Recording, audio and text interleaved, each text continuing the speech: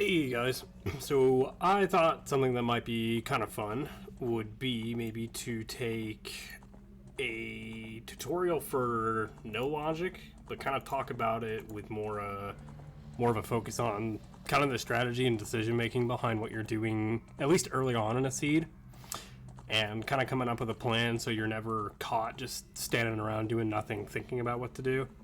There's a lot of people, they maybe don't want to get into no logic because the tricks are too intimidating or it's too technical or whatever. Like that was kind of me at first a couple of years ago. Like ISG of all things was like the thing where I was like, this is TAS only. There's no way I can do it. Like I just can't play this mode of the game. But I kind of want to demonstrate that a lot of what's kind of going to hold you back is more of, again, just decision making and strategy. Like, what's your plan? How are you opening the game? What are you spending your time doing?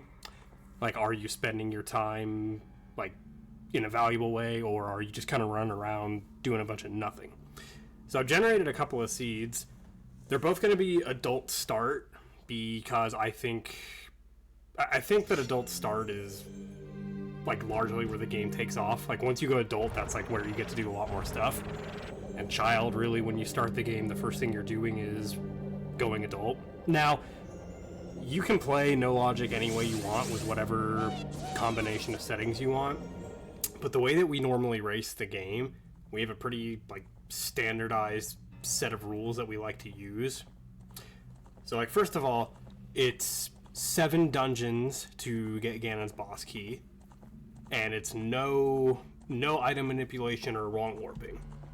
So we kind of lock out the tricks in the game that would allow you to just basically like get a bomb bag and you win the game, or like get a bottle on B and you win the game.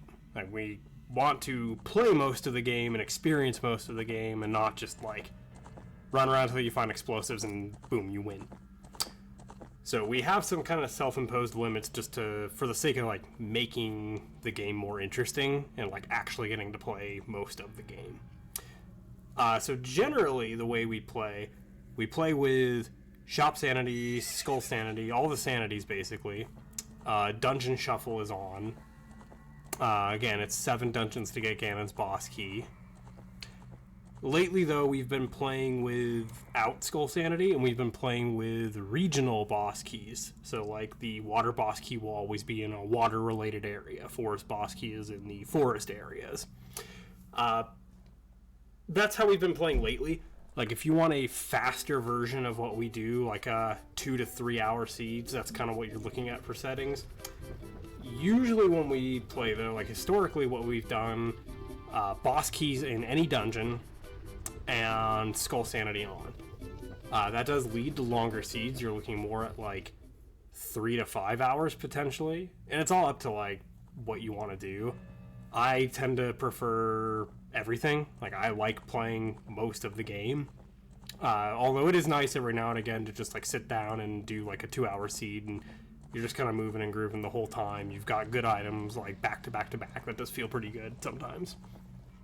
But let's go ahead and just start this first seed.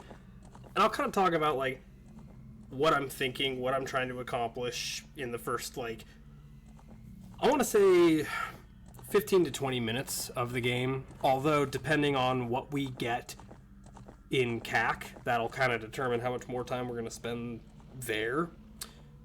So, let me talk first kind of about, like, what we're aiming to do. I hope this music's good. Okay, that's easy. Nice.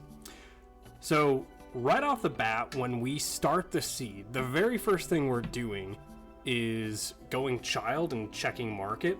So I talked a little bit, I mentioned earlier that what I want to talk about is kind of like your decision making, and part of that should be like how much time are you investing into areas with high check density for the items that you have.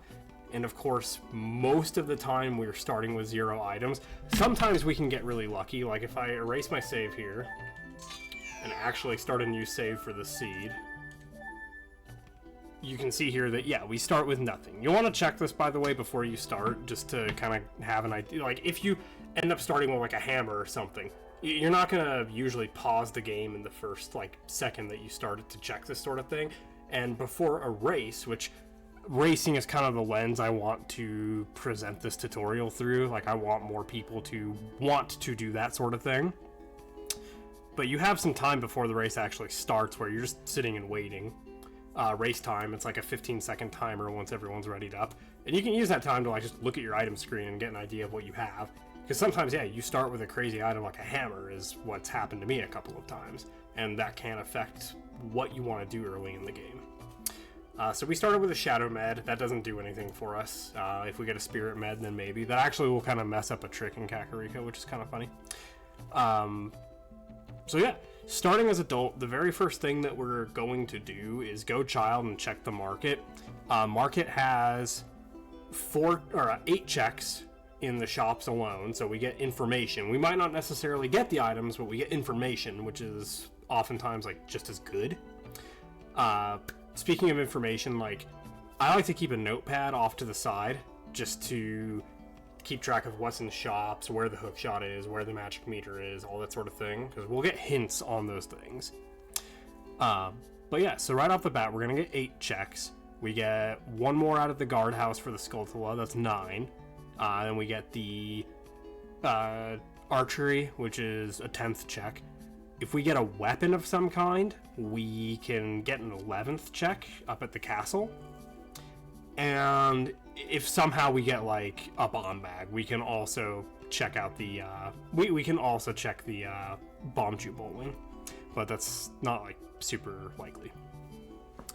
But yeah, right off the bat, we're gonna get at least 9 items to look at, or I guess at least 10, counting the guardhouse up towards the front of market.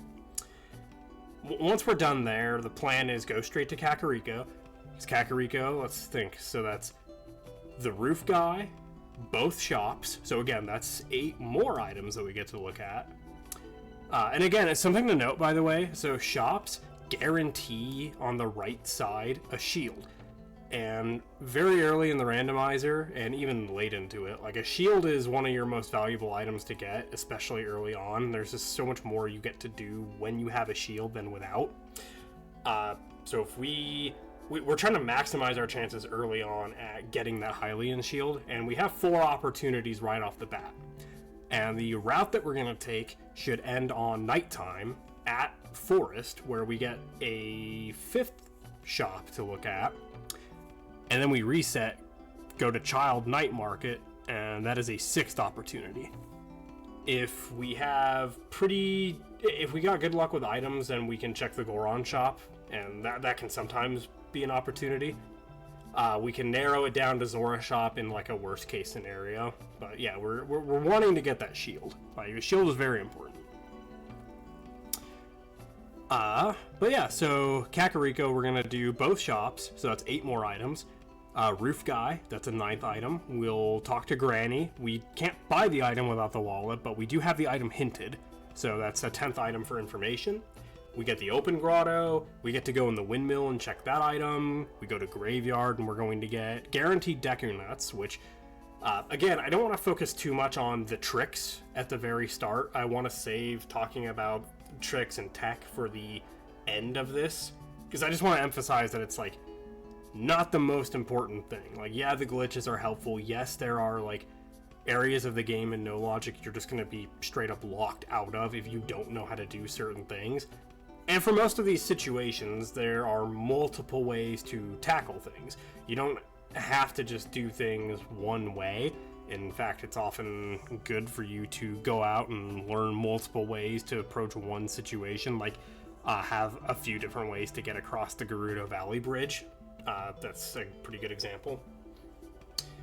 But yeah, I could go on about more of the items we're going to get in CAC, but you kind of get the idea. Like, we're starting with nothing, and we're going to be checking several things right away, spending our time pretty well, because the alternative is like, you start and then you spend the same amount of time that you would spend in Kakariko running all the way over to Gerudo Valley to check the thing at the ladder and then check Lake, and it's just like, why spend all that time, like the same amount of time, for less things? The other thing that we're going to get out of this is we're going to get to check some dungeons we might not get to actually, like, look at what's inside of them, but we get to find where they are, which is very important since the dungeons are kind of our win condition.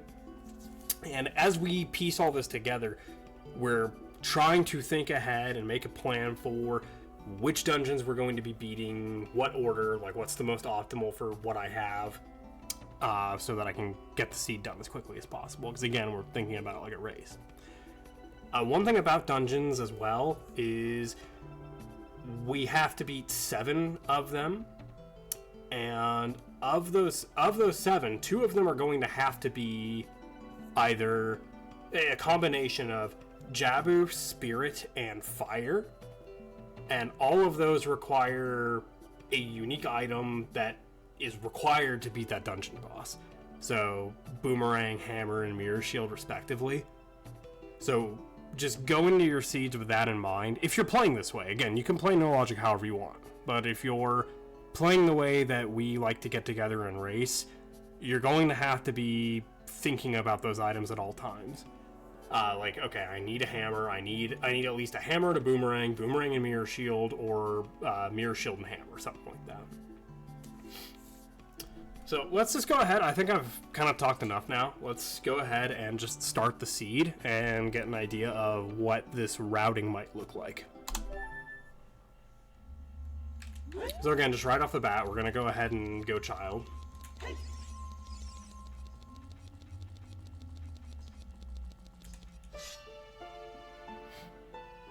We should be getting out of Temple of Time at like 39, 40 seconds, something like that, if our movement's like okay. And that's something to talk about as well. Like glitches, yes, are very important, but your general movement, you want that to be pretty decent as well. That's probably even more important than glitched movement. There it is, 39. Alright, so right away we're going to get some pretty decent information, hopefully, off 4 Gossip Stones. You want to try to route these in whenever you can. So that's just ammo, that's not actually bombs.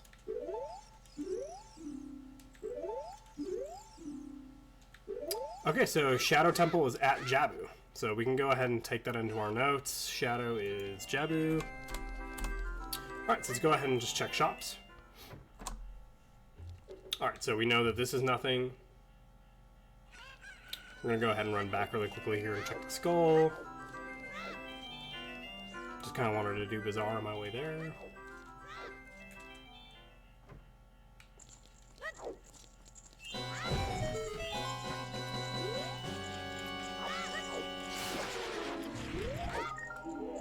Sarah, that's not bad. It's not the best warp song, but it's okay. It's mostly not the... It's okay when, like, you're ready to go out there. Because it's so far out of the way, it's just annoying to walk to. But early on, it's like, it doesn't do a lot for you, because you want to be other places early in the game. On the other side of the world. Okay, bomb shoe bag. Let's take a look. Alright, $80. So we will go ahead and buy that. Because we can make $60 just by the time we're even done with CAC. So we do need one more dollar to actually do archery. This is the point you can kind of decide, like, is it worth going out of your way to get that money? Just to do that one thing. I'm gonna say yeah, it is. I could go in there and try to just get $1, but I'm gonna go for the 20. This will advance time a little bit, which isn't like ideal, but it's whatever. We're fine with it. This will be less money I have to farm later anyway, because we would have had to go and do that guardhouse to get one of those $20. That guardhouse has $20 right at the entrance, by the way. Alright. You'll notice my movement's not amazing, and I think I'm kind of a good player to give you guys this tutorial. I'm like a pretty firmly like mid-level player. I don't think there's like a better level to try to convince you guys that like, yes, you can get into this. It's not like you have to be speed level or speedrunner level player or anything like that.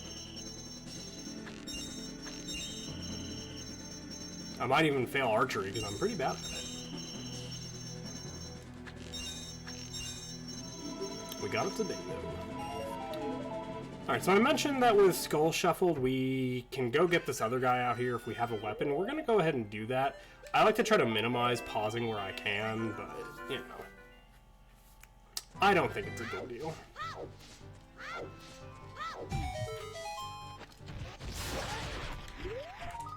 Mirror shield, that's very good. See, sometimes it's worth it to take your time to check these things. So mirror shield is a huge headache, just taken off our backs right away. So we always want to grab either skull or truth. I like to grab skull because truth gets hinted. Skull, like truth I think has a guaranteed hint if I remember right. So I like to grab skull. Again, my movement, not the best. But it doesn't have to be. It just has to be good enough for, like, most of the seed. Alright, so we're looking good. We got bomb chews at the start of the seed. That's very nice. Serenade's, like, okay.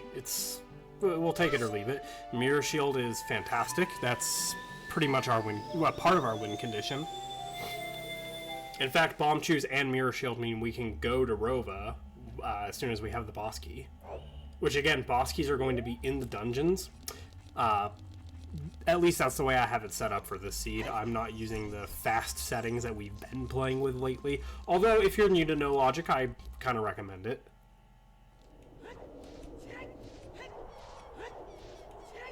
Now, we can go get a skull at Ganon's, but we're not going to do that. And the reason why is going to Ganon's will force nighttime, and we want it to be daytime. Mostly so that it will be nighttime when we get to Kokiri Forest. Now, I don't need to do this right now. I have $44. We're going to make the rest of the money we need at CAC. But you can come in here if you're short, grab that, and get out. It is a loading zone that you have to suffer through twice, but, like, you know, not the biggest deal. And we could check the boulder behind us, but we're not going to worry about it right now. We're just going to hurry up to CAC. We want to stay on time with what we're doing. We don't want to waste too much time of day. Oh, I actually got vanilla music for Hyrule Field. That doesn't happen very much for me. Alright, so the first thing we do at CAC, we're going to go up and check the shops. And you'll notice, too, that I've been backwalking a lot lately. If you didn't know, backwalking is kind of your fastest standard movement. It's faster than... It's generally faster than side hopping, because side hopping you have to be, like, frame perfect. And it's just not sustainable over a long distance. Forest keys are very important. We only need 2 to beat the dungeon, so I will be writing that down because that is very important for us to know the location of. So we're going to say Adult Bazaar, Forest Small, 115. So you need 2 to 3, depending on your items and how comfortable you are with certain glitches. We got Prelude, not like super important, but we can write it down. Prelude for 140. Alright, so here, we're going to kind of demonstrate the first little shortcut you may or may not know. You're just going to get into that corner, line up with this wall, side hop over here, hold left, and you're up there. I like to side hop left when I do this, just to make sure that I'm in the right spot.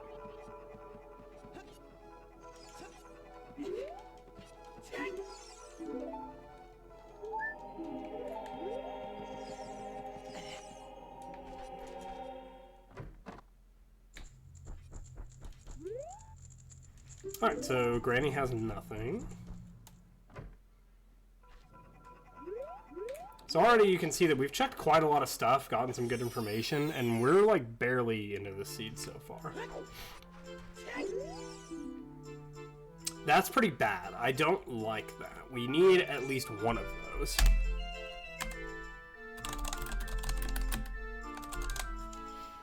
So that means to get that, we'll have to... We're going to be beating dungeons anyway, so there's a good chance that we will be able to get that, but it's just, I don't know, it's not my favorite check to do in the game.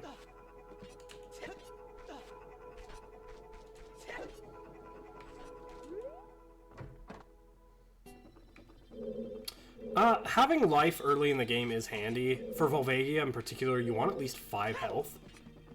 I like to get life upgrades early, even if it's kind of sometimes a waste. Like this especially is kind of just wasteful on time. It's like not the best use.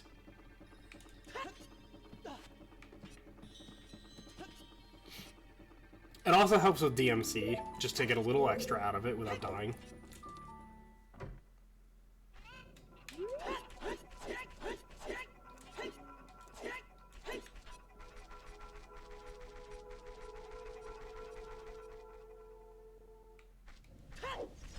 So the next thing we do is get the hint for the hook shot. We want to know where that is.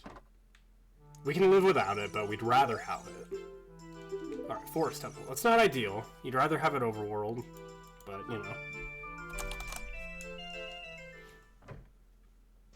And you'd rather have it in a different temple than forest because we don't want to do too much exploring in forest until we can do the cutscene glitch. Which is kind of an important decision you want to make. Do I do the cutscene glitch or do I not? And we could talk about that later if it comes up. I don't know if anything's valuable for skulls yet, so we're going to go ahead and just take the token. Checking Skull House is kind of the last thing that I do in CAC. So I'm spending a little extra time grabbing a token that might not be necessary. We want to try to get this guy to hit us while we're grabbing this. Let's just let go of this more quickly. We can come over here and check this guy. And by the time we're done, we can just do that. And we know that there's just a heart in there.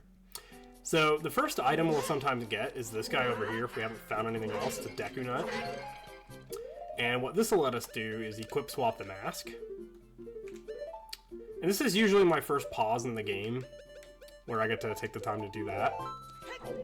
Again, you want to try to minimize pausing where you can, if you're able. You don't want to be doing it too much. Nice. I definitely am not good at the damage race. I can do it, but, you know. I'm not Arthur, so don't expect that kind of movement out of me. And don't expect it out of yourself either. Like, you definitely don't need speedrunner movement to be competent at no logic. Like, I can beat seeds now and then, and I'm not a speedrunner. So at some point here, you want to draw your sword through this once you're through this next door. Ooh. The reason why is we're going to press A on this, not hold forward to climb this ledge. I didn't get it because the fire was in the way, but if you're far enough to the left on that and you press A, instead of climbing, Link will, like, go into the air. You can press B to jump slash and get up faster than it would take to actually climb while moving forward. Kind of a little handy movement trick to know. And we could talk about, like, movement optimization like that at some point. Bolero is okay. It's not the worst thing. We're just getting warp songs that don't really do much for us. So when I'm done here, I like to come down here and grab the other $20 if I need it. And there's explosive ammo down here guaranteed. And that's always nice. Alright, so what we can do now, we have a couple options. So I can leave Graveyard, come back. I don't have a strength upgrade, so we can check Shadow Temple right now. And we have a couple ways we can do it. So I don't remember quite how to do this one. It's something like this.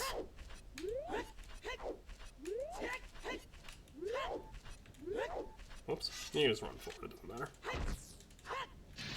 Now, I'm pretty bad at this one. I'm not very good at doing the Super Slide Teleport, but one thing you can do is the Graveyard Super Slide Teleport to Forest.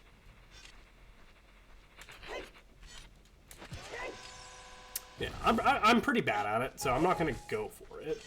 But what we can do is, we got Navi, so we can get Navi ISG.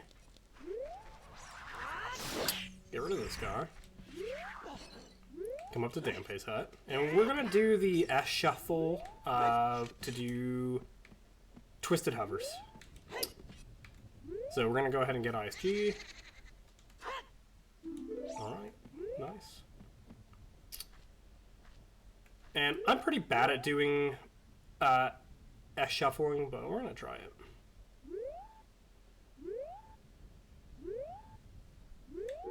Alright.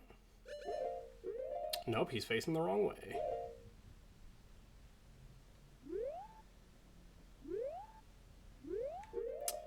I think I'm supposed to be turned to the right. We'll try this.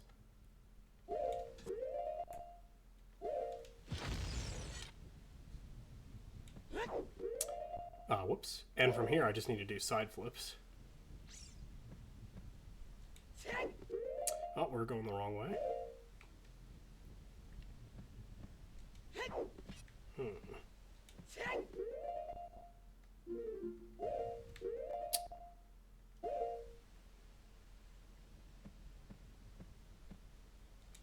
So part of your decision making is going to be like, how long will it take for me to actually execute what I'm trying to do? And that kind of may or may not inform you on like whether or not it's a good decision to go for what you're doing. Like this, I'm not very good at it. It takes a while.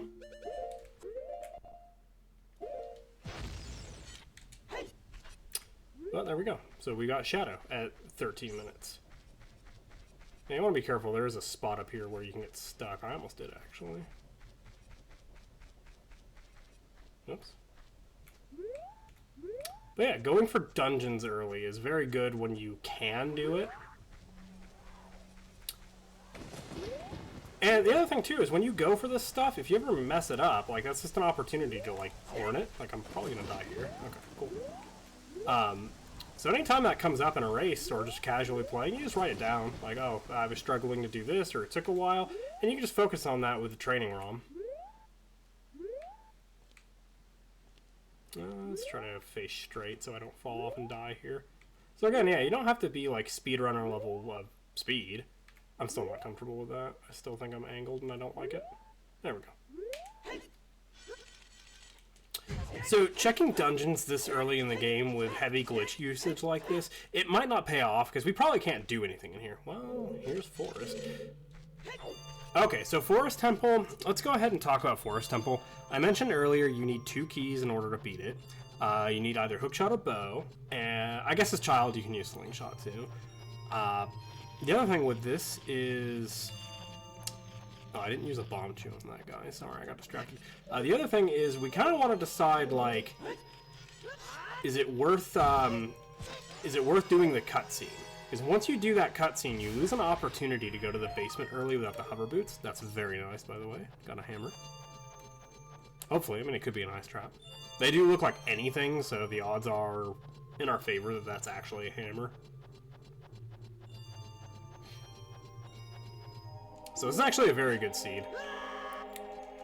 And I'm probably going to go look for that hook shot since I have a hammer too. I'd rather just have both. But the issue here that I'm discussing is this cutscene, once we go through this door, if we had a bottle, we can perform a cutscene involving this glitch. Actually, in fact, what you should do, what you should be in the habit of, is when you enter Forest, before you go through this door, you want to save. That way, whatever you go looking for in here, if you do not find it, you still have this cutscene for later. So in your settings, when you generate the seed, you want to make sure that you have glitch-useful cutscenes turned on. It's this cutscene and the Darunia cutscene at Fire Temple that are both used to access parts of the dungeon that you normally can't right away.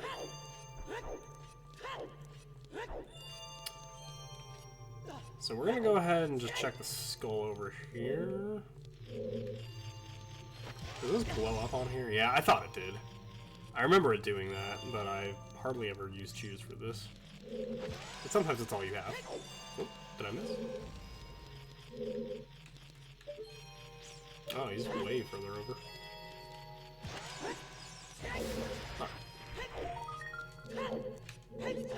Alright, so it is just a token.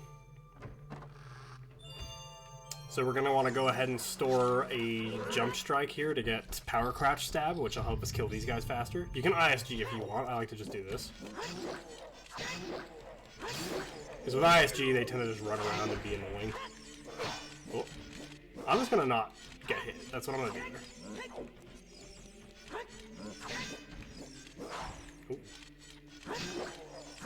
Alright. I know that this is a fairy, which is why I picked it up.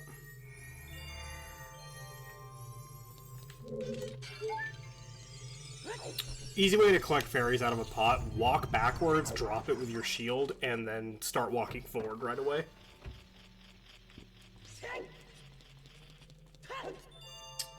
Alright, so I'm going to show you some stuff for Forest Temple that involves 0 keys. The only reason I would really save after this is if I find the hookshot. And this can become a problem if we don't, or if we find it in an inaccessible location, like what we're about to check. Because then that's all that time that we just spent for nothing. We do get a hammer, which is nice, but...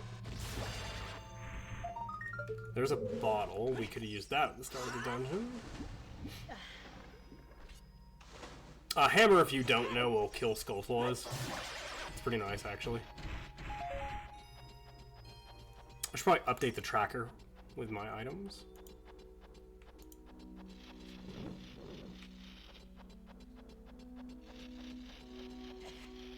So again, I'm going to store sword damage, well, jump strike damage, so we can just kill stuff more quickly. Oh. That said, these guys are still kind of annoying to interact with.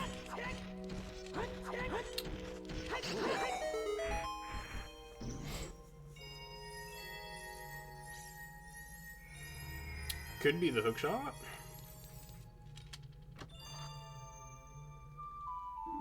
Nocturne, which is where we are, but you know. Nocturne is one of the more useful ones just because you don't have to do...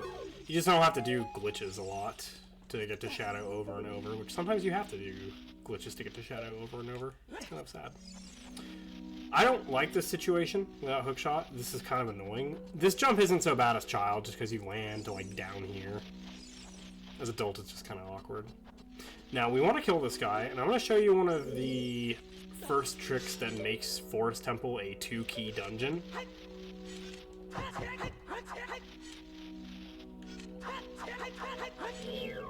Oops. Yes, you can actually hit this guy. It's just kind of difficult to do.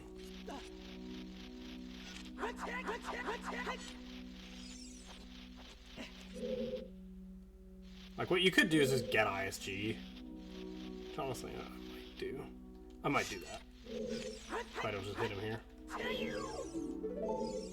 That way we can just do this. Because you have to be right on it. So, go ahead and we're going to lower the water here. And you've probably heard of a Mega Flip before. What we're going to do here involves a Mega Flip. If you've never heard of a setup before for a trick, a setup is just a series of actions that we take to find like precise positions and angles to do a trick reliably, so we don't just have to guess every time we do it. So a setup for what we're going to do here, we want to turn 180 against this wall. We want to make sure we're all the way in the corner. We're going to charge up a spin attack, let go and hold shield. That'll give us the angle we want. We're just going to hold up to grab this ledge here and hold target, don't let go, so Link will face this direction. So we're going to shield turn to the right. We're going to do a side slash and shield to stop in place. We're going to backflip. And then we're going to S turn to the left once. And that is our position and angle setup. And then we just do a Mega Flip.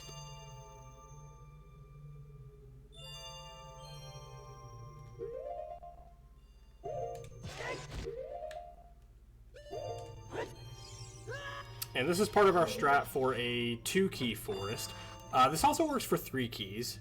I guess I should have said that the other way around, but yeah. So if we had a bow, we could go fight this ghost, but we don't, sadly. We could do QPA hovers, but that's a little... For me, that's a little... Like, I can QPA, but QPA hovers are a little intense. Not the gold chest I was wanting, but, you know, that's what we got. We didn't have one of those, so it is kind of nice, I guess.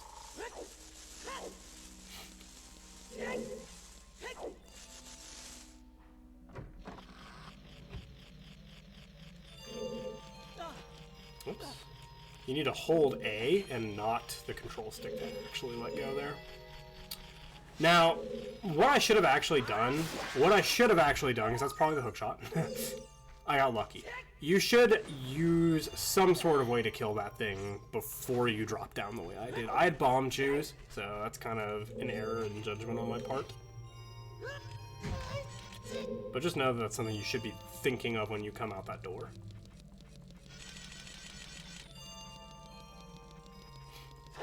Oops. Alright, well, Din's Fire is nice because that gives us equip swap. If we find the Boomerang and Jabu, then that's nice. This is honestly a situation where I think I'm going to just keep the items that I found in here. I think they're useful enough. Nocturne just to return here more quickly. The hammer we could have left and kept it since we didn't enter the dungeon, but I think that Din's kind of makes it worth it. The Deku Shield's whatever. We didn't really find any keys in here. Like, the way we have the boss keys shuffled right now is the traditional way that we race with, which is boss keys are in any dungeon. So we could have found a boss key in here, but sadly that's all we got. Without a bomb bag to give us ISG on that ledge we were on, we can't progress any further into the dungeon. Otherwise we could hover to that Wallmaster platform. Alright. So let's go ahead. I need to put down that forest is at shadow. And you'll notice I reset to get out of there. You'll want to be in the habit of just resetting after you save warping. So let's go ahead here. We're going to do the stairs meme. You may or may not know this already if you watch ZFG, but if you go up and down this supposedly 17 times, sometimes it takes a little more.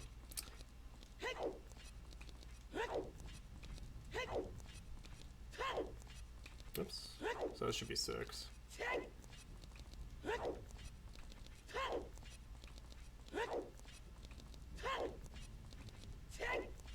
Oops. 12.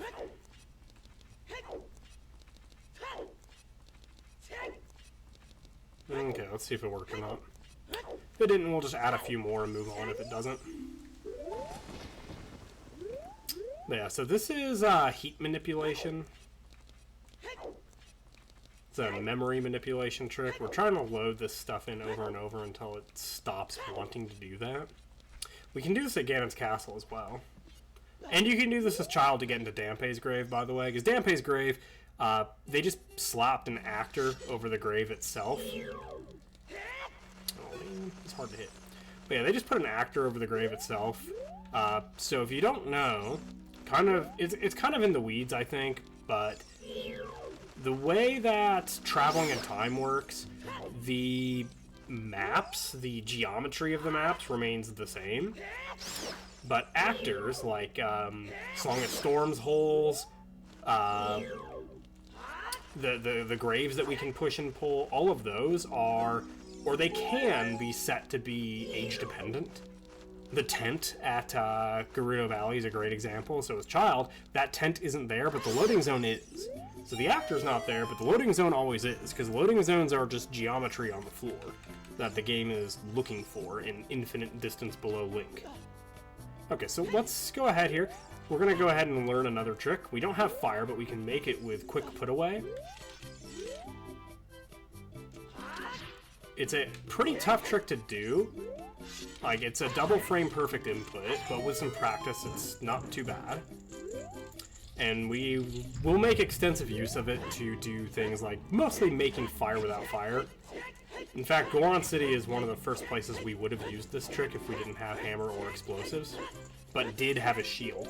I guess that's a good time to segue into talking about routing, because I mentioned we were going to discuss that. So routing, we should be thinking about where we want to go based on the items we have. We have a shield right now, and we have explosives and hammer. If we didn't have any of these things, we might be choosing to go to Zora's River instead of Goron City.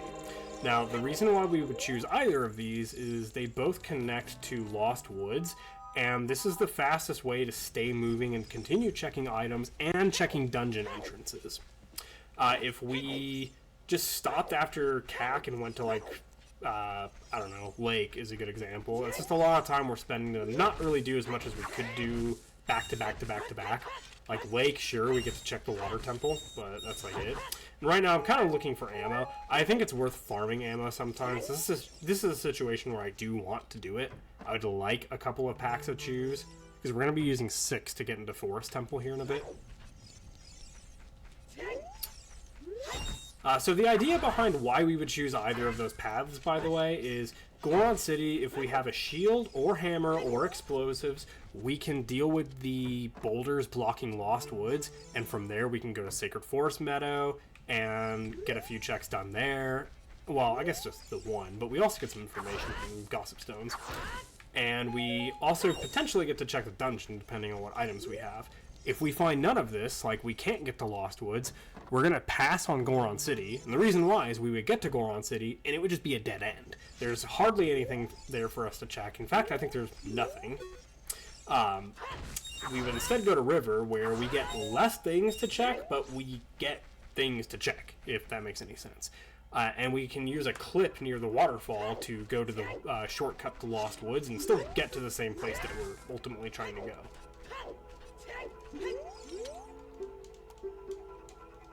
So your early game, you're going to be going one of those two ways. You can go wherever you want, but having a consistent plan you can follow helps you kind of just stay grounded on your decision making. Like, not just guessing what you're doing, or... Yeah, I mean, that's basically it. You're just trying to reduce guesswork. GTG small for 10. 50 is a skull. 40 or 30 is a skull. 40 is 20 bucks. Okay, so skull house is useless. We don't need to keep track of this. So we're gonna use a very easy trick here. You may or may not know. So if you saw me hovering, you'll notice that my bombs were or my chews were exploding off my shield at graveyard. We can do that just anywhere where the chew won't cling to a wall.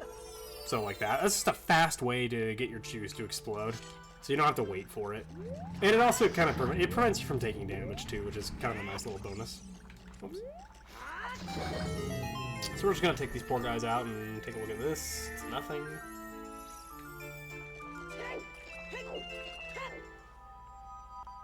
Alright. And there's one more dungeon we can check. We have bomb chews, so there are two different ways we can check this. I like to assume that I'm not going to find the items I want.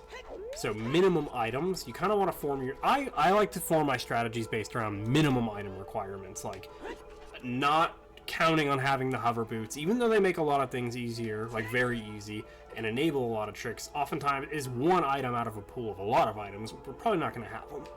So I like to do tricks like this. Whoops.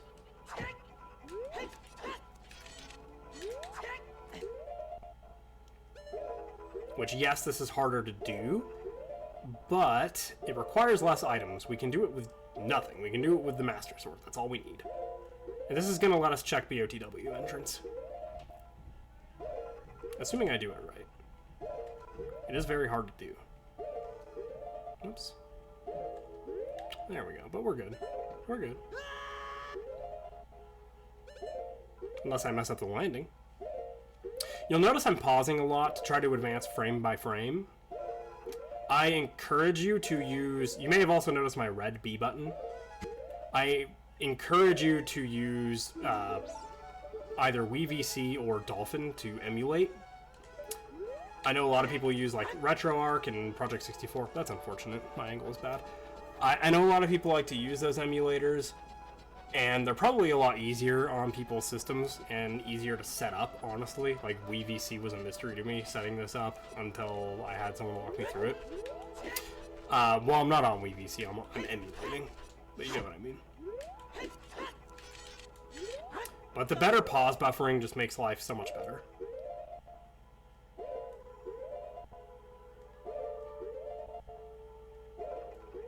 Because the game starts advancing frames much more quickly.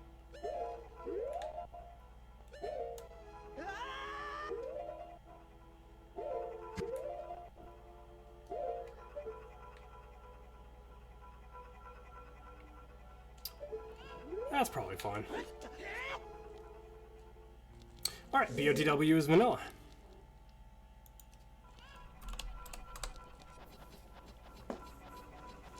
Alright, so already we've got information on 2 dungeon entrances. We can check this one a lot earlier than 30 minutes, and in fact, oftentimes you're not going to get to check the shadow entrance. You might even opt to leave it alone and not bother, even if you can, so you can find it later through a hint, possibly. Sometimes that's a good idea. I prefer to just know, but one thing to consider is even if you can enter a dungeon right away, it doesn't necessarily mean it's a good investment of time for the glitch you're doing. Mostly just because you could enter a dungeon where you just straight up can't do anything with it. Like, you might enter Shadow Temple with no items, and you just spent 3 minutes to do it.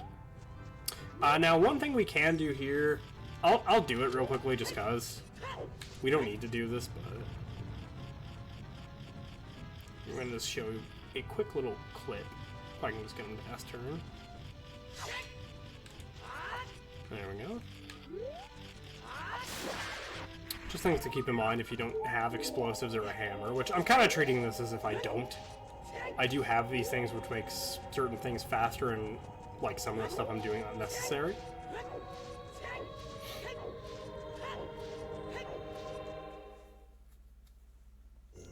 Alright, Spirit Temple. So we don't have any keys. We can go that way. We can clip out. Can we? No, we don't have a first person. Never mind. I'm gonna farm these guys first. Alright. Spirit's a very good one to find early on, especially if you have a way to get past that block and you have a key. That just allows you to go desert very early in the game, which is pretty nice. Like, we can go desert with our equipment right now, but it would just take a while to do. So I guess I can show you this clip too. There's a clip over here. We don't, again, we're trying to preserve time of day. We're trying to make it nighttime by the time we get to Kokiri. Climbing with your sword out is a lot slower, by the way. Just to let you know. That scared me a little bit, can't lie. And the reason why this time of day preservation is important is if the top of DC had something, then I would be spending a lot of time up here, like running back up. Because I'd jump down.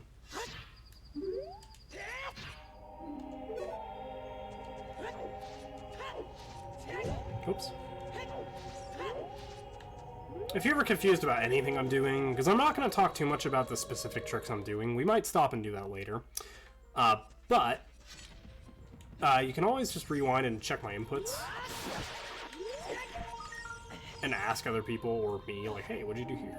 We already have a shield. So we have choose, and we don't need to do what I'm going to do, but I'm going to demonstrate, like I said earlier, finding a shield before Goron City. So part of the reason that we would choose to go Goron early, the main reason is we checked, what, 4 shops before we came here, right? We were trying to get a Hylian shield. We got very lucky and got a mirror shield, but we didn't find a Hylian shield. If I didn't get this mirror, I would be at River right now instead of here.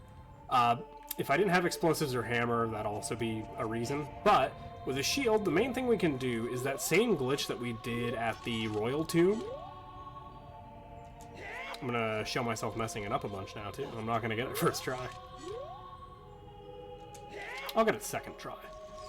So with blue fire arrows, you can break mud walls with this. That's just kind of another thing. But the main thing, and this is vanilla behavior, is quick put away glitch that we did using the empty jump slash technique.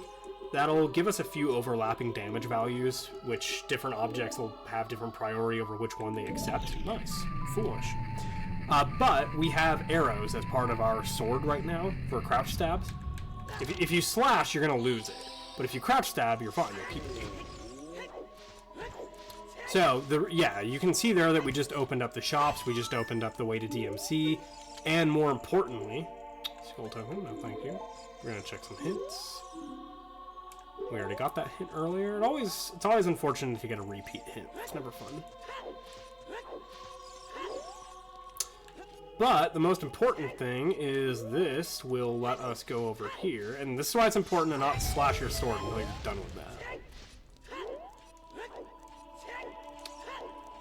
Yeah, most importantly, now we can go to Forest from where we're at. Again, the idea being that we're staying in motion. We're not trying to stop for anything or detour or sit and think about what we're trying to do. We have a clear idea of what we're trying to do, which is get to SFM, go to Kokiri Forest at nighttime, and then reset for nighttime market. And from there is when the game really starts. From there is when you are actually thinking, okay, what am I actually doing? Where do I want to go? What do I need to check? Skull House was useless, so we're not going to worry about that.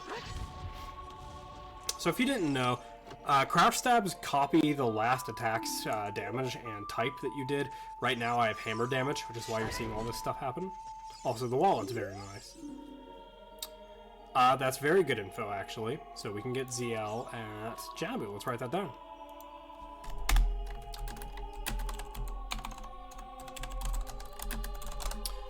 So ZL is at the boomerang chest. If we can find Jabu, that's pretty free.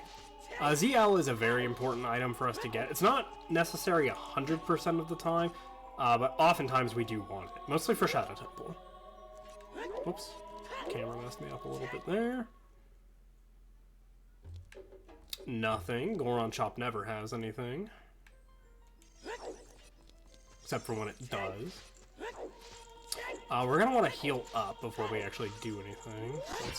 Well, actually, it doesn't matter. We're gonna go. We have a hammer. We're gonna go into the shop grotto and get a health refill, so it doesn't matter.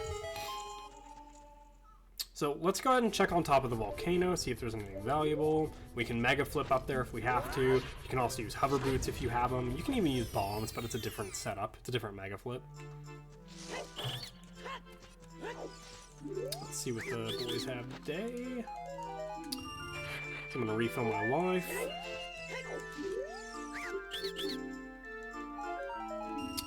Sticks. Those are never fun to see early. I have dins, so it doesn't really matter, but that would lock us out of equip swap.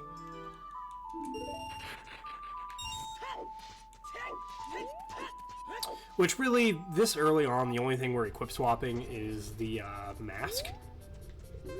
Later on, you want to get the boomerang equip swap, but the boomerang itself will lock you out of that.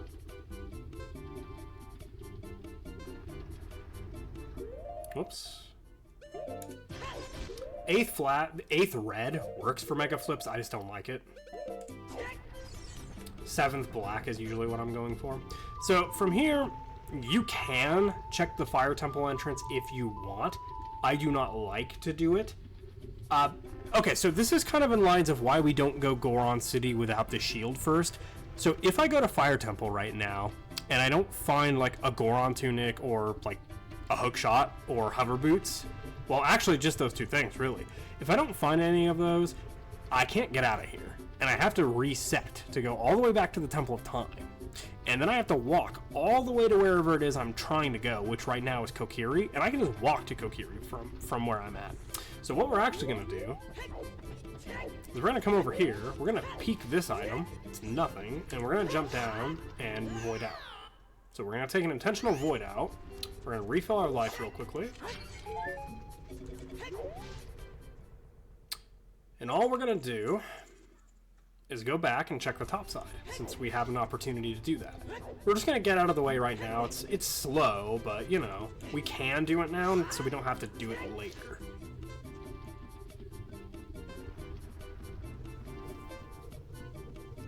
Now, if for some reason you wanted to reset your timer and stay up here, like entrance randomizer or something, you would want to go out there first before you do this. We're going to go into this hole, and I'll show you why.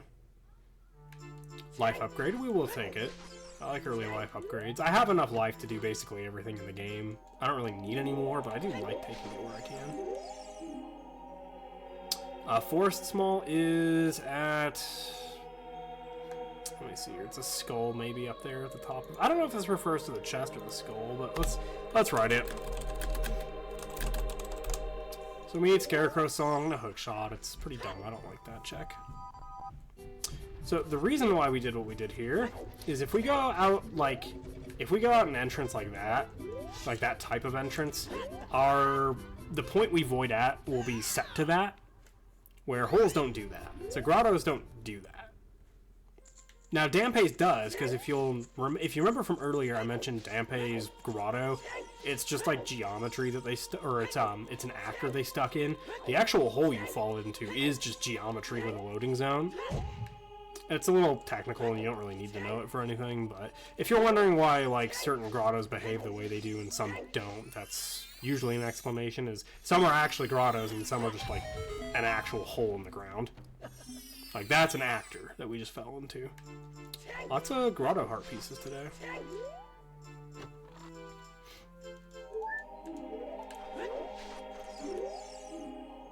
Alright, so we know where DC is now. And that is not a bad location for it. It's pretty easy to reach. So DC is at GTG.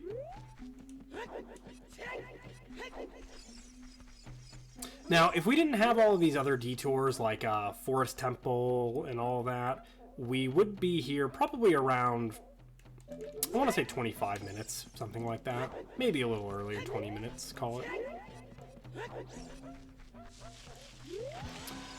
And again, the reason we want it nighttime right now, this is less important if you don't shuffle your skulls. If you're not shuffling skulls, don't worry about managing your time of day as much, because the most you're going to get out of it with this routing, oh, that's, you don't like to see that. That's a Spirit Small. I can reach it with my items, but I'd rather not use these chews right now.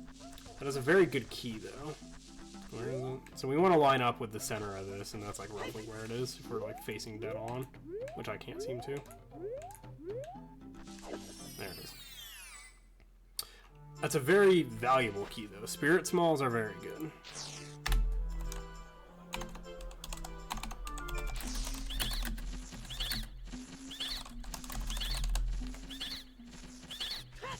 So yeah, about 20 minutes in is when we'd be able to do this, generally speaking, if we're just kind of moving and we don't have any other stuff to do. And that's the reason we do the equip swap at Dampé's grave right at the start of the game when we get the Deku nuts in the pot at the grave. It lets us just basically take a free check on our way to somewhere that we were going to anyway.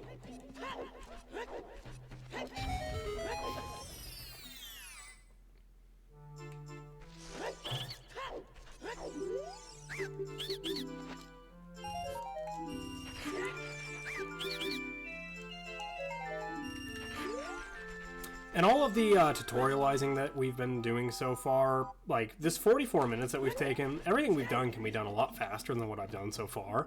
Mostly like if you just leave out getting the Shadow Temple entrance, that was a pretty good chunk of it, like 5 or so minutes, I would say. We spent a lot of time in CAC, a lot more than we usually would. Oops.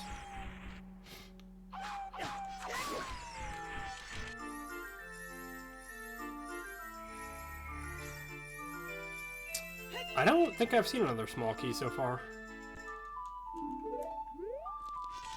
Maybe we have. Oops.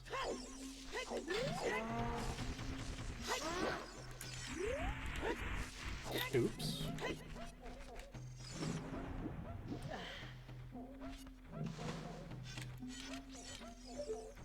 So sometimes you'll hear people talking about visual cues, mostly for like finding angles on stuff.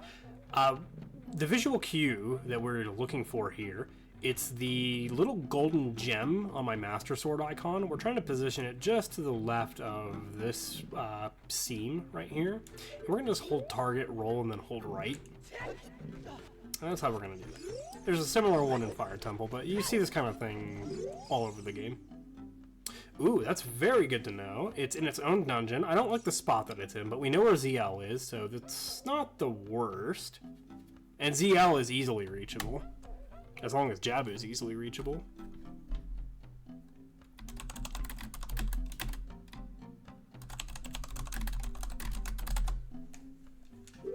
I didn't really know how to notate that one. I've never had to before. I just wrote out exactly what it said, so... So Ice Caverns at Ganon's Castle. That's kind of nice. I don't like finding Ice Cavern early. And usually you wouldn't be going to the Ganon's Castle entrance early. I guess I should talk about that. So the settings that we play on, Ganon's Castle, the bridge appears at 4 dungeons. But we can just hover there with Choose early on. So, speaking of Chew hovering, we're going to go ahead and do one here. This one's pretty advanced, and I actually just learned it yesterday, so I may not be able to do it. Alright, so there's Jabu, so we know where ZL is now, and it's actually very easy to reach. Alright, so what we're going to do...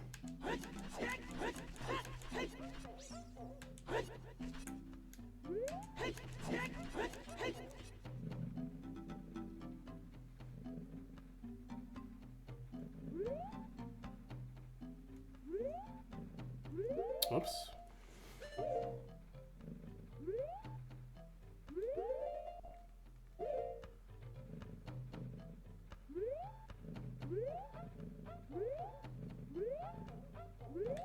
This is kind of like what we were doing at Graveyard earlier, by the way.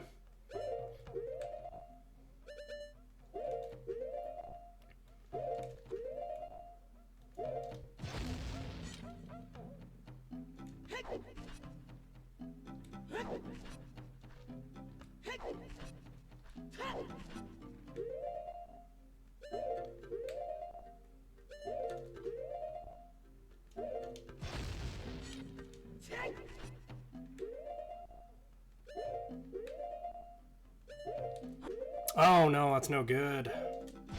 I might be able to save it, but it's gonna be rough. So some things you need to do like like frame perfect, which is what the pausing helps with. That was like frame 2 or 3. I was off by quite a bit.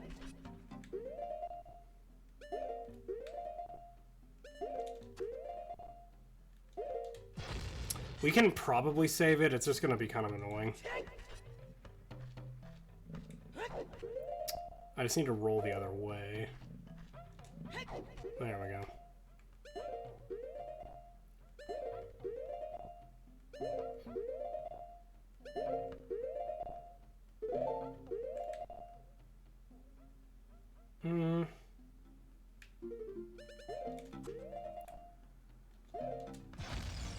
Okay.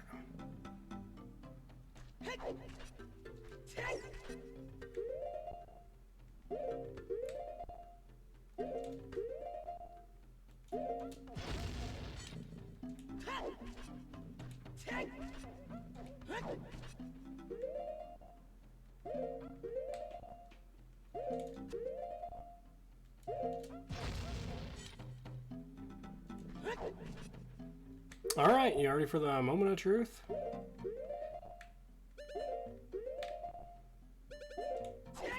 Alright, nice. We managed to recover from that, so that wasn't too bad. Ganon's Castle, that's a very good dungeon to find.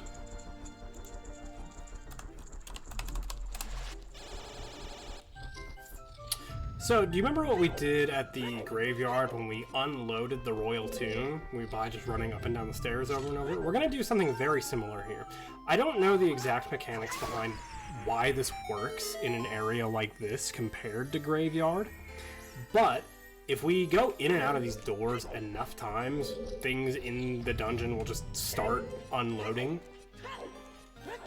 The order that we're going to do things in will help us stay moving and checking things with the least amount of times that we need to do the staircase trick that we did earlier. And different things will actually affect this, the memory that's being used, or the objects that are in memory. So we want to try to not let too many extra things happen, like freezers attacking us, because I don't know if that affects it. I do know that we need Deca Nuts, though. We need to throw at least one, sometimes two. So I'm going to throw two just to be safe. And we're just going to see what these guys have.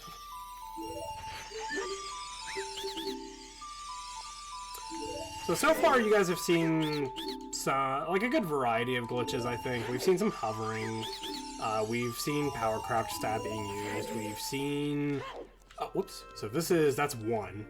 So I need to count real quickly. So it's 1 out of 17. 2. 4. 6. 8.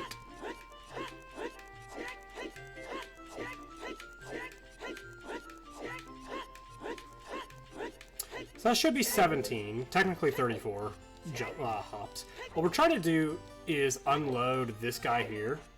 Now with bomb chews, there's a way to do this with just bomb chews and nothing else. I don't know how to do it though, but just be aware that it's something you can do. It's very easy from what I hear, so learn that, don't do what I'm doing. Although the advantage here is I get to keep moving while I'm looking at stuff. So I should be able to leave and that statue should be gone. Yep, as you can see, we can see the light emblem from here. Now keep in mind, if you do this too many times, you'll start unloading the chests and even the enemies in here. So you want to try to avoid that.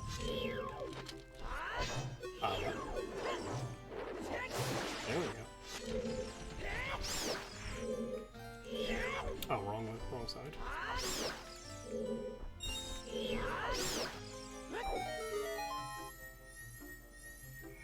I spoke about movement optimizations earlier. There is stuff you can do when you're waiting for a chest cutscene to load. You can press C up to go into your camera, like do that, and that'll let you act more quickly after you come out of the chest cutscene. It's like a very minor thing.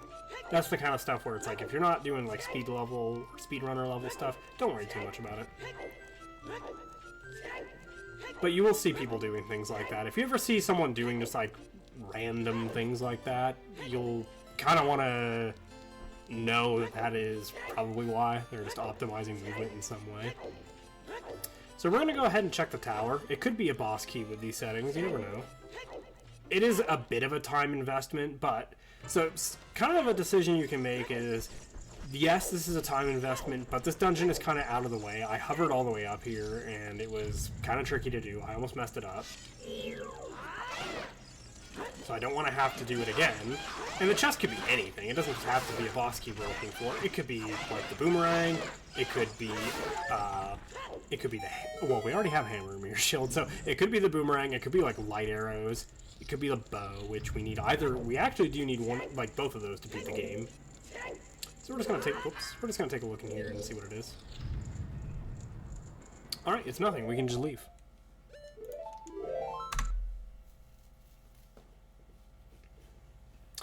So far not so bad, right? Like, this isn't too... Like, some of the tech that we've been doing is pretty, like, woo, right? Like, the hovering is pretty complex, mechanically speaking, but you can learn it. One thing I kind of want to emphasize is you don't need a lot of this stuff. Like, we know where the hookshot is, and we'll probably run into it. I want to emphasize just how important it is to just walk to stuff. You don't need to glitch everywhere in this game, in No Logic. Like, you've probably noticed, actually, most of where we've gone, we've just walked to it. We haven't done a lot of fancy stuff so far. And the fancy stuff we've done, I even kind of said was unnecessary for us to do. We didn't need to do it. Most of the fancy stuff you've seen me doing is like a low item situation where I just don't have certain things like the hammer. Like finding a hammer very early, that's a very like spoiled thing. Like you're not gonna get that too often. Finding a mirror shield early on, which, I mean, replace this with a Hylian shield. We really do want that early on. Alright, so we're right on track for our nighttime Kokiri Forest. We've got plenty of dungeon entrance knowledge right now. We know where most everything is. Let's check this real quickly.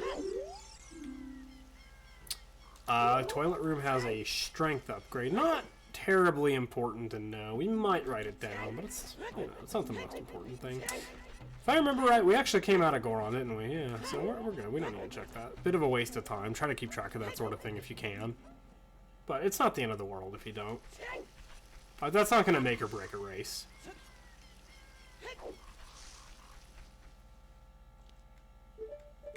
Wow, it's actually just nothing.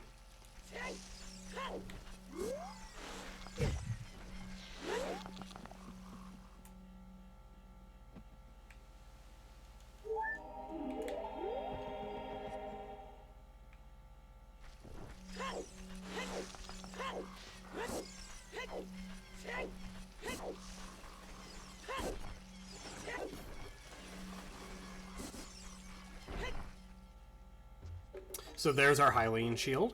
If we would have gone river, instead of Goron City, we still would have found it, so it's good to know. Trying to farm some ammo while we can. Never a bad idea. Alright. So you've heard of this glitch quite a lot, and we've used it quite a lot so far, ISG. So let's go ahead and kind of talk about that since we're nearing the end of the actual route I wanted to discuss. We'll go into some detail about that route in a little bit here. But the infinite sword glitch, it's probably the one you know about if you know any glitches at all. It's either that or like Navi diving. But infinite sword glitch, the way we usually get it is by interrupting a crouch stab with A button actions like this. You can do it with signs, you can do it with objects you can pick up, anything like that. You can also do it with enemies with Navi. Oops. Like that. With Navi, the idea is you have to actually wait for her to travel, like physically get there, to actually receive the prompt for her. Like if I try to go too quickly, you'll see there I didn't get it. Like the prompt will be there, but you won't actually be able to like talk to her. It's kind of weird. Yeah. Or maybe you can. What is it? I forget exactly what it is. Well, anyway, we're gonna go ahead and get ISG and just grab this skull real quickly. I'm gonna stop talking and sound like a bit of a goober.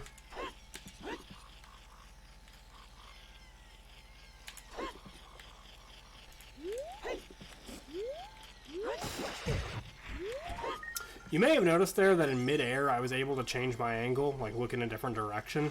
But when we were hovering earlier to the forest temple, I could not do that.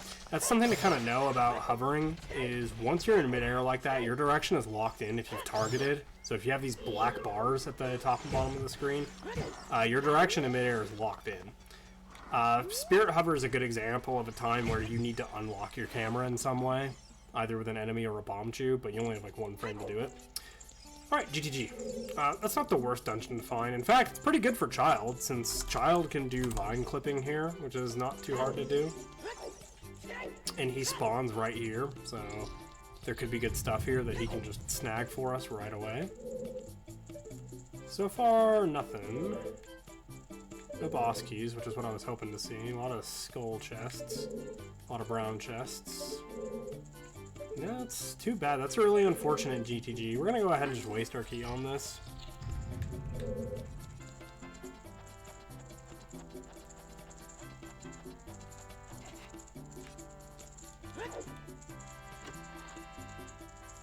Got a nice little refund for our key, alright. Not too bad.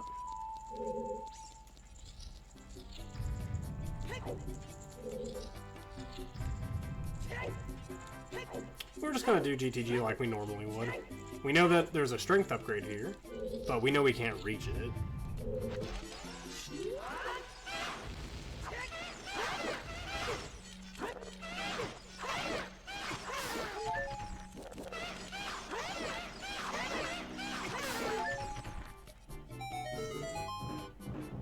Lots of life upgrades.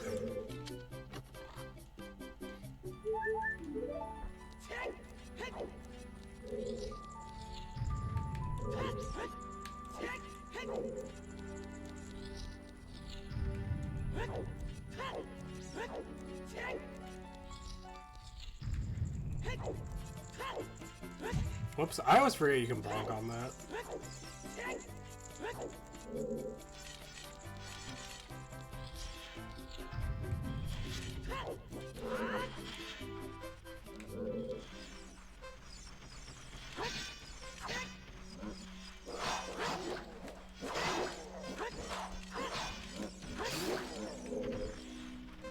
If you're trying not to die to these, usually they will jump attack you if you hit them like this. Like they'll jump back and they'll jump back and then jump strike you. All you have to do is like angle up and stab, and that's really it. So if you hit them and they jump away from you afterwards, just be ready to do that. Just have your shield up. So you'll hit them, they'll jump. Just do this. And don't swing until you react to them actually jumping at you. Alright, so let's go ahead and talk about... So you'll notice so far we haven't found that hook shot, right? And we're doing just fine. We don't need the hook shot. With enough glitch knowledge, you can get around needing that thing for most of the game. Sometimes all of it. You really don't need the hook shot. It just makes your life a lot easier. Especially for things like what we were doing at Forest at Ganon's Castle. Like, we don't want to do that every single time. Oops.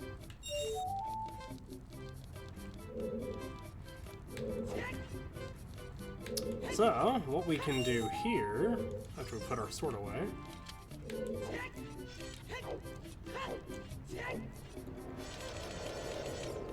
so that's another setup. We talked about setups at Forest Temple. That's another one.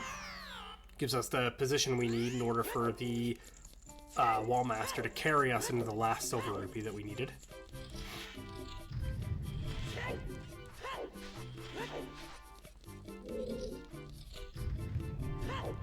You can see the timer's gone. You can sometimes hear yourself collecting it, but you have to have your volume way up for that. So this is a setup that I'm pretty bad at, but it's a setup all the same.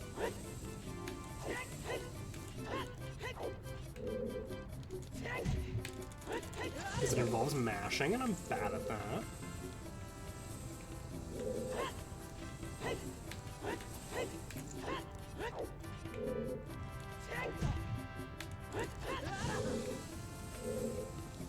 If you don't have a lot of life when you enter this dungeon, because you're going to take an entire heart just to do the floor master or wall master thing. If you don't have a ton of life when you're in here, I don't recommend going for this, because you're going to just die. And this is only for one item, so it's like not really worth it. What am I doing? The setup also just kind of makes my eyes glaze over when I do it, and I just forget what I'm doing. There we go.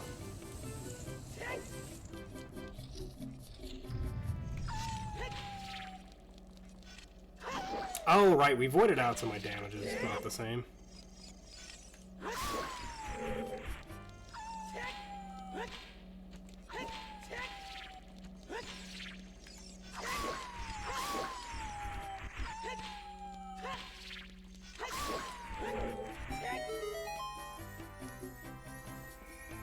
Alright, so I am actually going to try to hover up to that ledge. I've never really done it before, but I am enjoying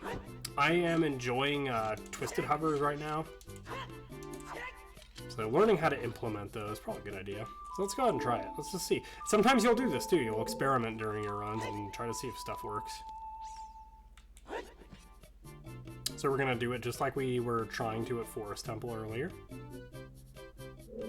That angle seems good. Maybe we'll do one more turn. Maybe. Actually, this seems fine. Let's get on the edge here and try it.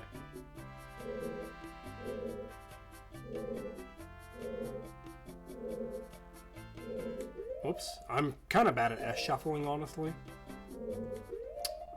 Kind of getting it, but I'm letting go too early. Oh.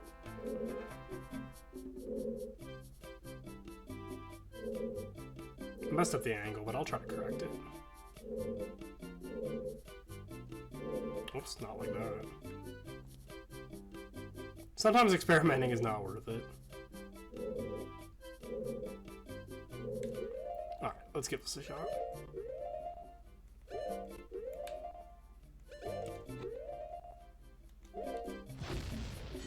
I don't think we'll have the height we need for it. Maybe I can do a cheeky little side flip and get away with this like we did at Forest Temple.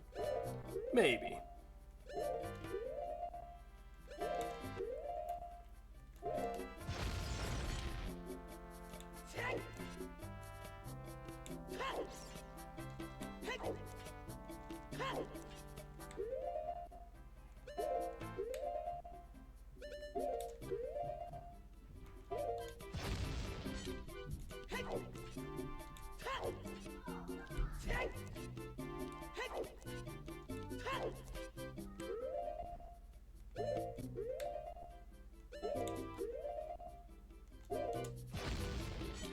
Okay, we probably don't need to do another hover here. We can just do...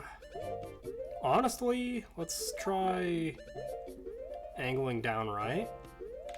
Let's try this. Oh man, I think if we would have done it normally, it would have worked. I'm not going to bother again, and I'm going to reset to get out of here.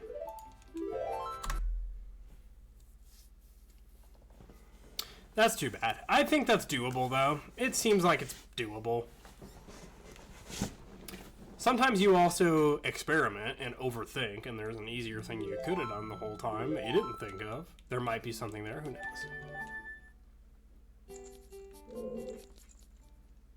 Now, we mentioned this earlier, but we're going to go night market.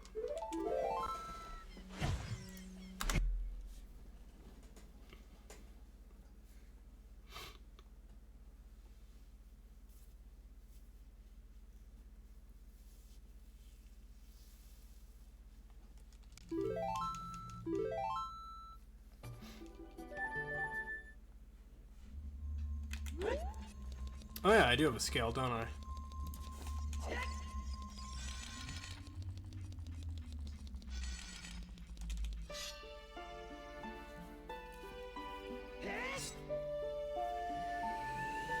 Now, one thing that's kind of unfortunate is so far we have 0 dungeons on the board. We have, like, no actual progress, but we do have, like, good knowledge right now. We have a good set of items. So once we're done here, this is about, once you're at this point, night market as child, this is kind of where you want to be making your plan. Like, what am I actually doing? Where am I going to be going with all of this stuff that I have? Like, what is the easiest thing for me to start doing right now? So looking through our dungeon locations, we don't know Deku's location. We do know DC, though. It's a desert, and I kind of want to go desert. I don't really have an easy way to get to it, though, apart from just walking to it and hovering. Like, I don't have Requiem. It's kind of sad.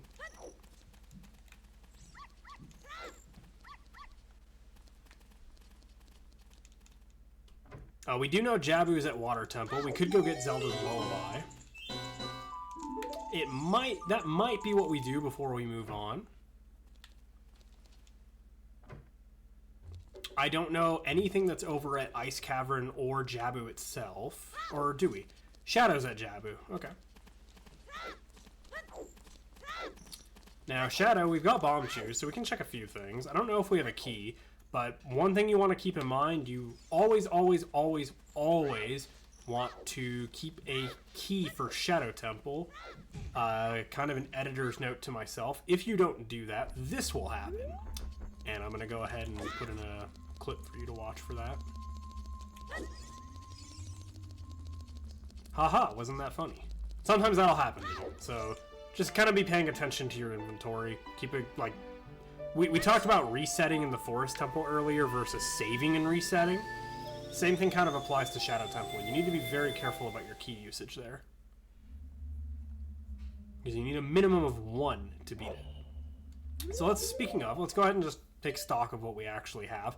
We have a fire key, that doesn't get us a whole lot. We have 2 water keys, which with a reset lets us check everything. Shadow, we have nothing. Spirit, we have nothing. So honestly, it's a pretty weak opening. We've got a hammer and we've got explosives, but overall, we don't have a lot of stuff we can do in dungeons, like a lot of rooms we can do. So I think what we ought to do first, let's go ahead. We are going to try to find Deku Tree, which I think, Deku Tree is either going to be Desert Colossus, it's going to be at Spirit Temple entrance, or it's going to be Ice Cavern entrance, or it'll be Fire Temple entrance. That's where I think it's going to be. So what we're going to go ahead and do, we're going to check this guy real quickly since we're just right here. You want to kind of minimize overworld stuff where you can, since it just takes a lot of time, a lot of walking. Ooh, nice. Sometimes it pays off, though.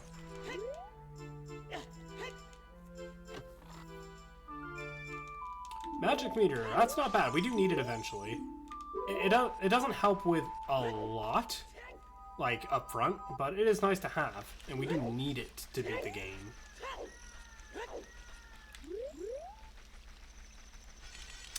So kind of what I want to do is head up to... no, here's what I'll do. I'm going to do this in reverse. I'm going to go to Lake, and then I'm going to go to River. Now, at River, there is a mega side hop. It's kind of like a mega flip, but there is a mega side hop you can use to get into Domain from River with no item, or with explosives, sorry. As Child, you need nothing, just Bomb Shoes. Or a chicken. Sorry, I don't know why I said Bomb Shoes.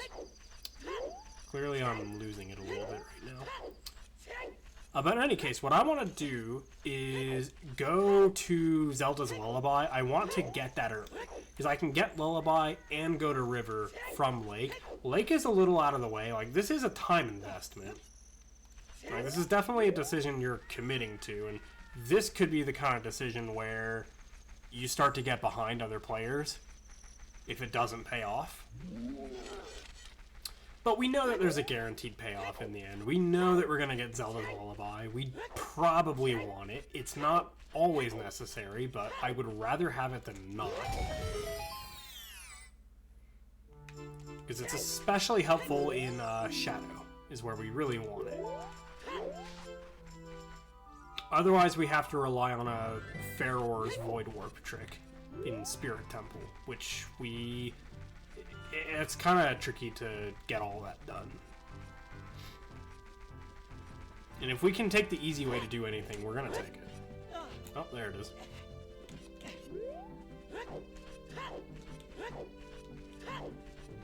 So we're just kind of knocking some stuff out while we're going to where we're trying to go.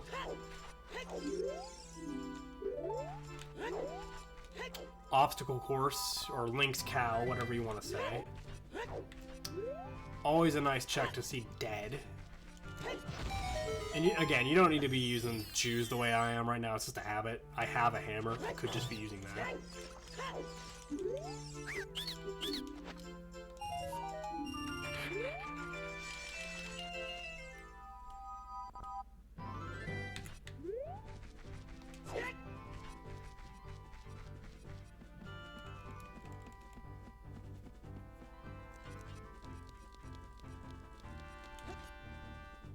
So, since we don't have a lot of keys for dungeons, our decisions need to be very impactful for what we can do. Because, again, we want those boss keys, and without regional boss keys, with dungeon-only boss keys, we need small keys in order to get those most of the time.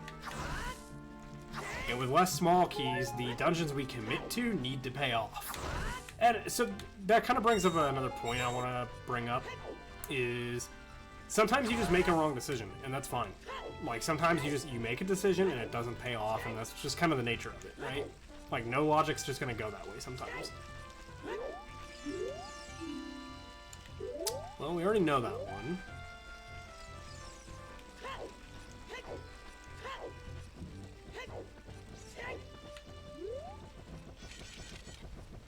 Yeah, sometimes we're gonna choose to go to these dungeons and hope for the best and find nothing. Like that forest temple trick that we took earlier, or trip that we took earlier. We found a hammer, but that could have just not paid off. And that was a good amount of time that we invested into getting to that dungeon, like hovering to it.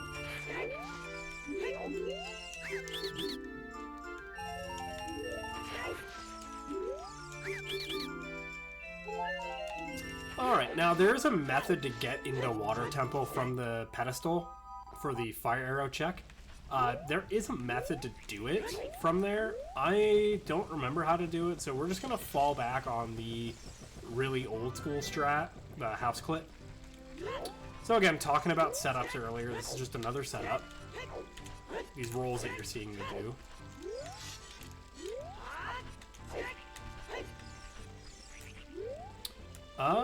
Okay.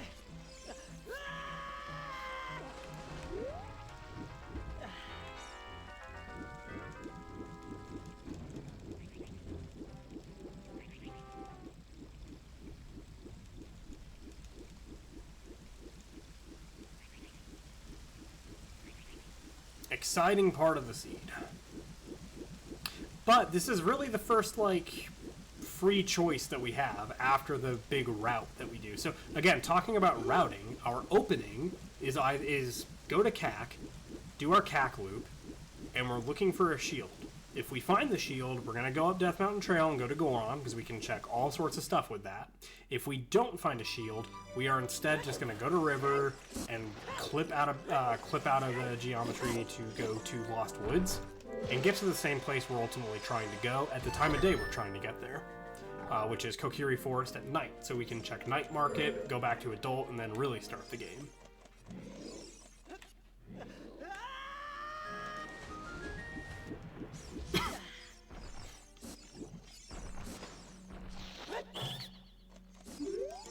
So I already know where ZL is, but we're going to check this other stuff anyway. Adult can't make it out of there without a jump slash, just kind of keep that in mind. I mean, I have a scale, I could use that, but it's slower.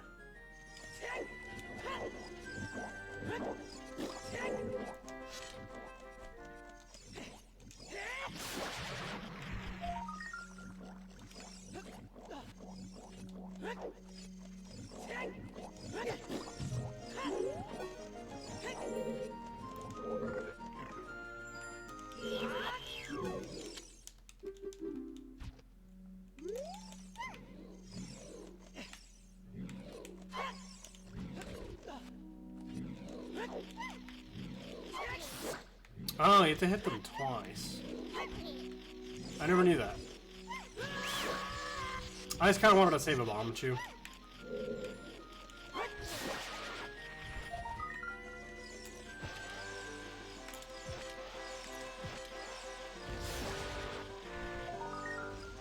Nice! Water boss key. Okay.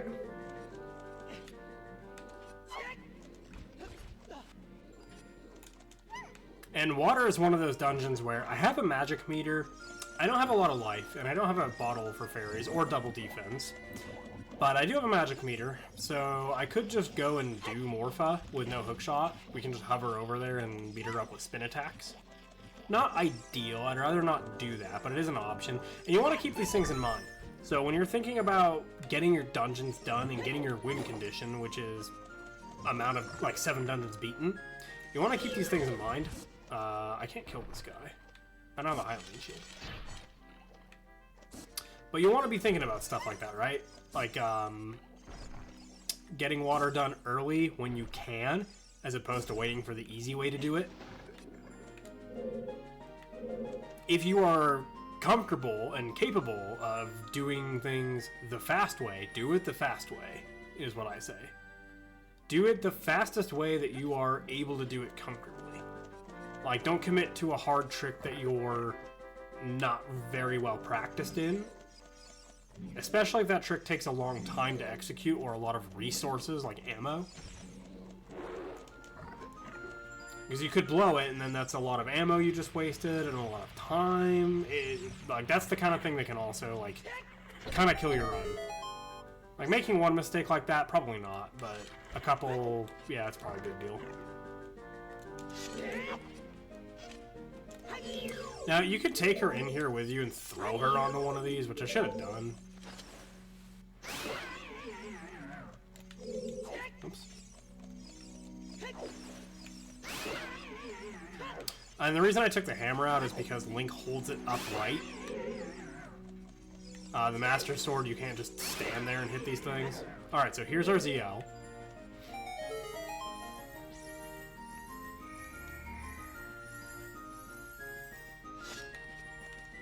Drawing your sword will also make Link move back a little bit, which is why I did it there. To just fall off of the chest without having to jump off of it or back walk or whatever.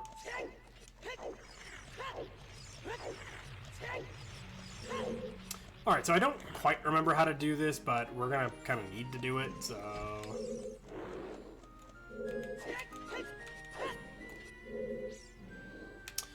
I think it's actually here.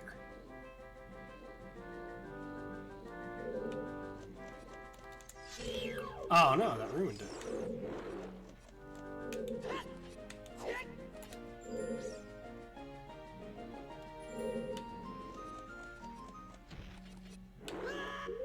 I don't think I'm supposed to lock on right now, because you're supposed to use the ceiling coming into the frame to determine when to jump slash. I'm just gonna guess now.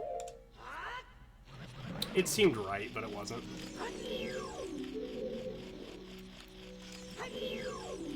I do want that boss key, so I'm gonna try to get it.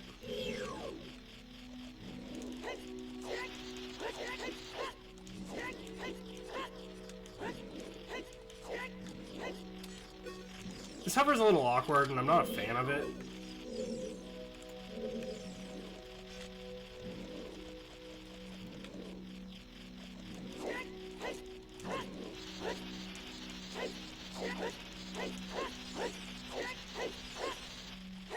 Yeah, see, like I said, it's kind of awkward, and I don't really like it.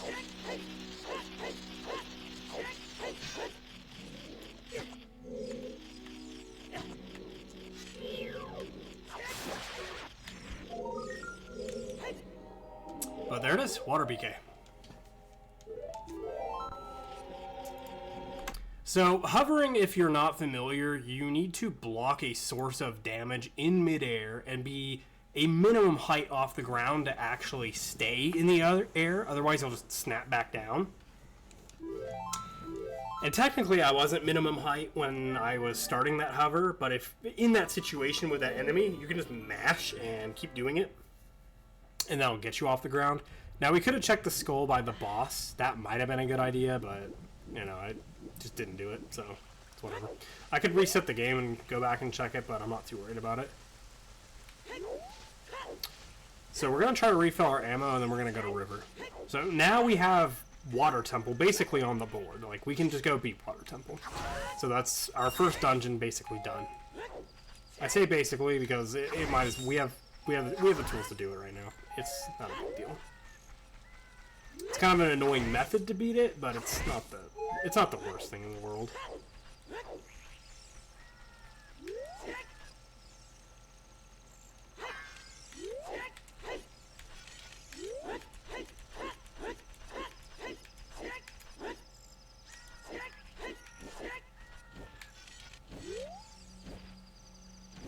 Oh, why? Now, what I'm doing here to get into domain, there are a million different methods you can use to do this. I like this one because I think it's easy to remember.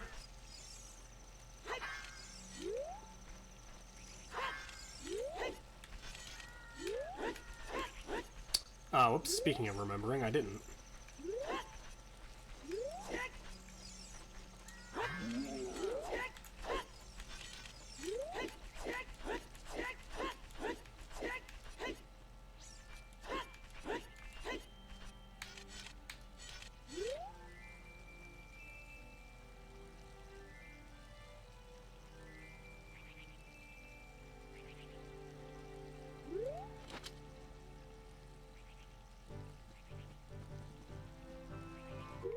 But this method is also a lot slower than some others. So I was talking about this before we went into the dungeon. Or maybe it was in the dungeon. But you want to do tricks that are fast and comfortable for you to do. Like, this is probably the fastest way that I'm comfortable with doing this. It's a slow method, but it's one that I can remember, and it's one that's not too hard for me to do. So just kind of rely on what you can do, not the most optimal thing, if you're not able to do it consistently, or can't remember how to do it.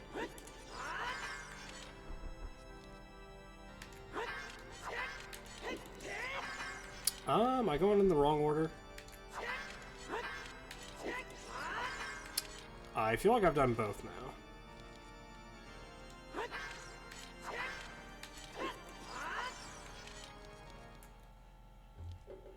Alright, and nothing.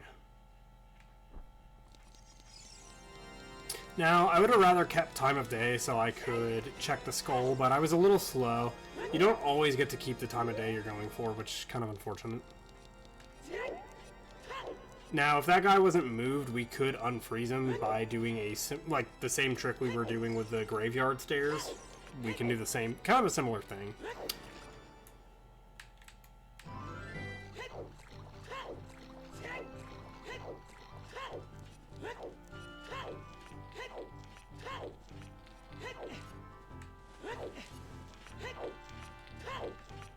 Ooh, Sarias? I'll take it. You kind of hope you never need Sarias, but if you find it, that's always nice. The two things that this gets you, they're just kind of out of the way and annoying to actually go to. Like, when you're talking about routing, so everything we've been doing so far, like all the routing that we've been doing, it's all been stuff on the way to where we want to go anyway. It's not like we're going super far out of our way to do just random stuff that we don't, like, we're not going out of our way to just do, like, one item. We're trying to keep as many items on the route as we can at one time while prioritizing dungeons, which is where most of the items are going to be. Alright, Decatry, not bad. This was one of our guesses, so looking pretty good there.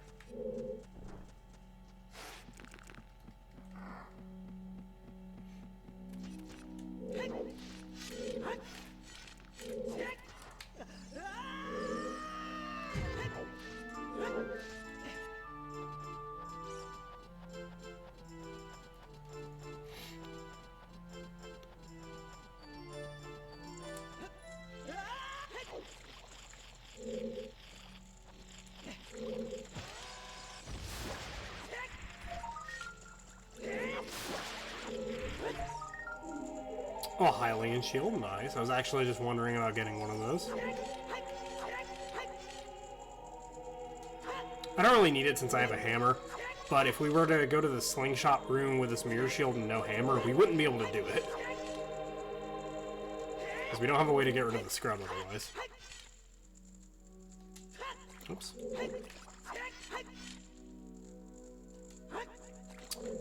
Struggling with empty jump slash right now. Well, that's to be expected. It's a hard trick to do. There we go. So if you didn't notice, he had nothing in his hands when he did that. Also, you could hear him putting his sword away. That's how you can tell. So you want to get ISG here. There we go. And remember, while you have this glitch active, ISG and glitch damage, you don't want to swing your sword. Otherwise, it'll cancel either of those glitches out.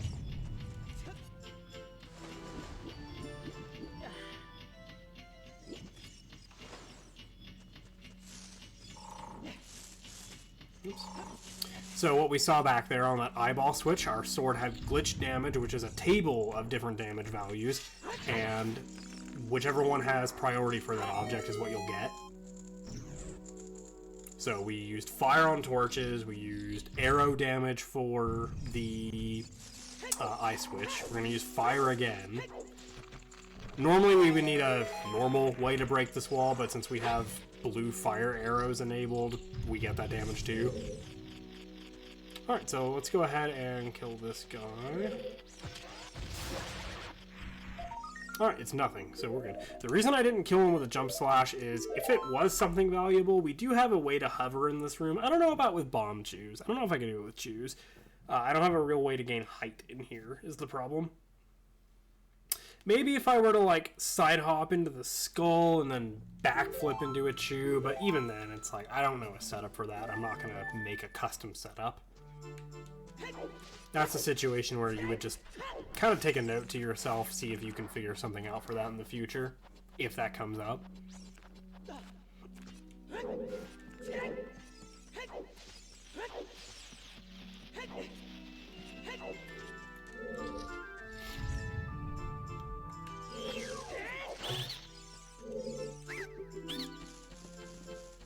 Having the hammer has been very nice.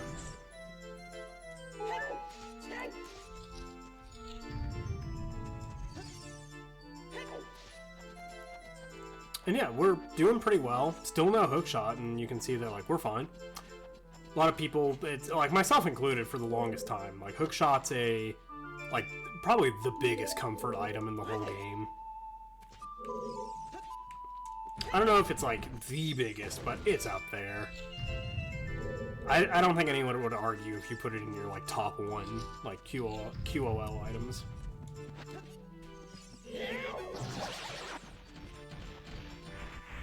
Hammer's not a bad second, though. Shield, I'd put that at number 2, guaranteed.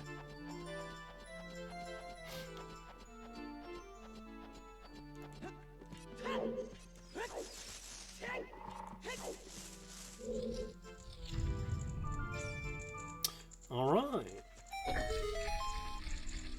2 of them, that's nice. No boss keys so far, though, which is kind of unfortunate for such an easy dungeon. Storms is okay.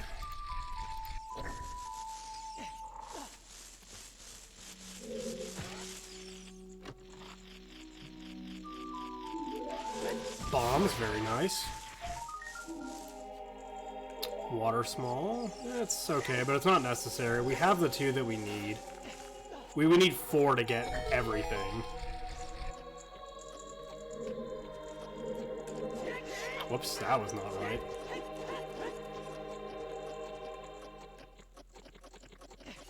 I think I'm too far to the left for this to work. Yeah, that's what I thought. But you want to have your sword drawn for that, was what I was going oops about. So this trick is 2-3-1 skip. The routing that we took in this dungeon was basement first, and then you come over here. If you come into Deku very late in the seed, and it's like the last thing you need to do, you don't need to bother with 2-3-1 skip. You can just go straight to basement and burn the webs. Oh no. Either with fire that you actually have, or QPA if you need to make fire out of nothing, which was what we did down there. Otherwise, you're probably doing this. I don't like this trick personally. I just find it too finicky. It's not hard to do, it's not complicated, it's just annoying. And you're gonna have tricks like that.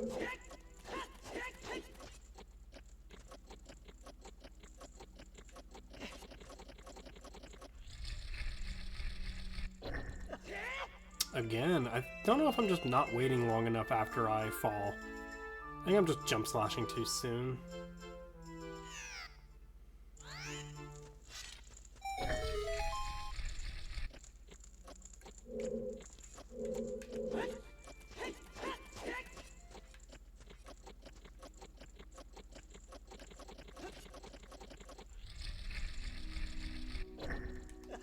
That feels good. Okay, I think we're fine.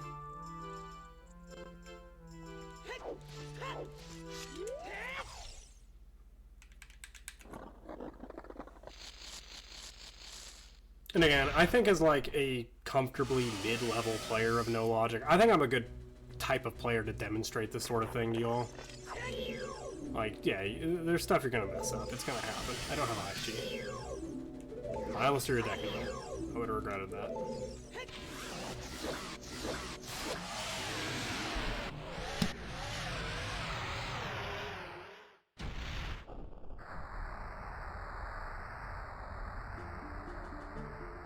I would say this is kind of where we've entered, like the mid-game, I would say the mid-game, if you want to call it that, was when we came back to Adult after Night Market.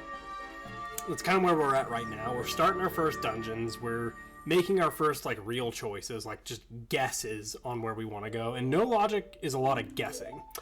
Oh, nice. We needed all 3 of these, if I remember right, for something. What was it? It was a Spirit Small. Ooh, that's unfortunate.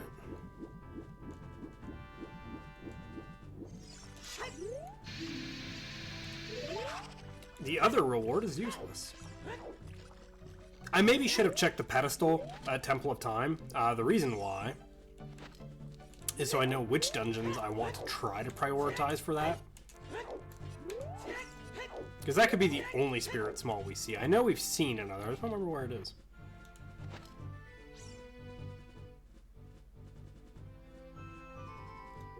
Or maybe I did.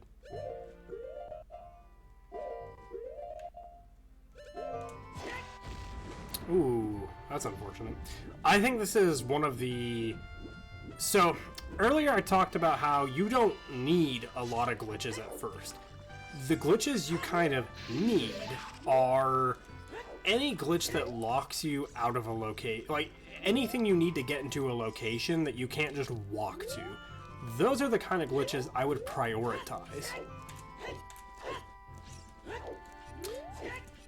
And I would set like an order of precedence, like you need to know ISG just to do this.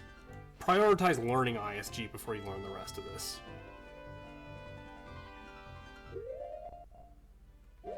I know why I did this wrong. I did the wrong amount of flashes. I waited for the Mega Foot Flash.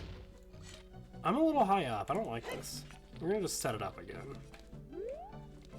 And I'm gonna count my flashes better this time. Because I've been talking. So 1, 2, 3. 8th red. We're looking for 9th red. And I call it red because it's the normal color. 8th black.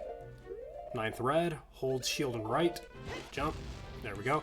Hold upright, but not too much. And we're looking for 8th black. A little early on the pause.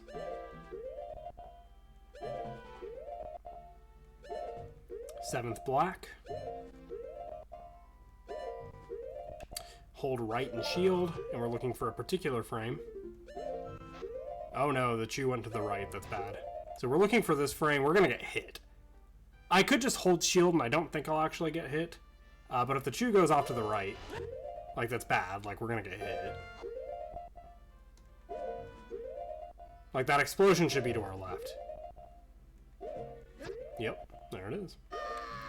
That's kind of part of the fun too, is eventually you just get to the point where you know when stuff will work and not work. Like you'll get good enough at the game to just kind of feel that stuff out. Like you'll just know, oops, uh-oh, that's not gonna happen. And I've been playing for 2 years and I still mess this trick up. Actually, I think it's been 3.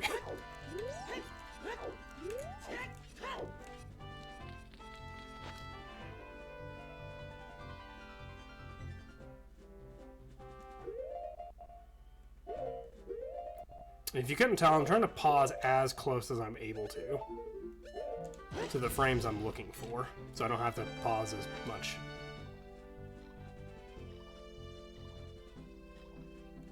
Oh no, this is not good. I lost the angle. That's 8. Let's see what we get. There we go. When the Chew's off to the left, that's how you know you're good. And we're looking for... So, we talked about visual cues earlier. This is kind of the visual cue we're looking for this glitch, is when my shield is just barely poking out of that column. And we're looking for another one here. We're waiting for Link's head to be in between those pillars. So right now we're a little early. We're 2 frames early. We're 1 frame early. And that's good. You can also hear the shield contact the explosion. We're just going to hold left and jump, and oops, I don't know what I did wrong there, actually.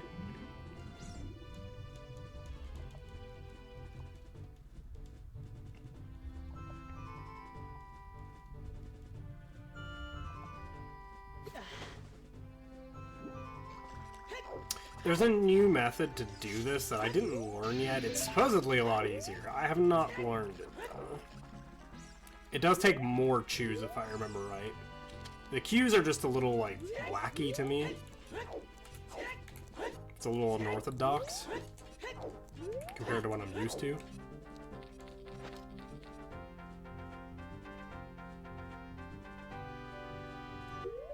But nothing wrong with this. This was the method everyone used for the last, like, 12 years or so.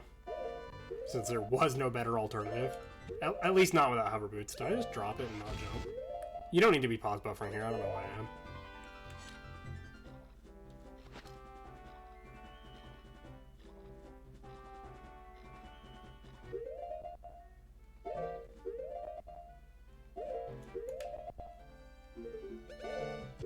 Oh, did it go to the right again?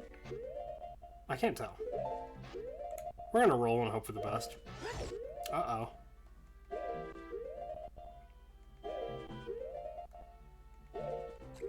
Oh no, we're good. Maybe. There we go. And since this dungeon was really annoying to get into, I'm just gonna do this.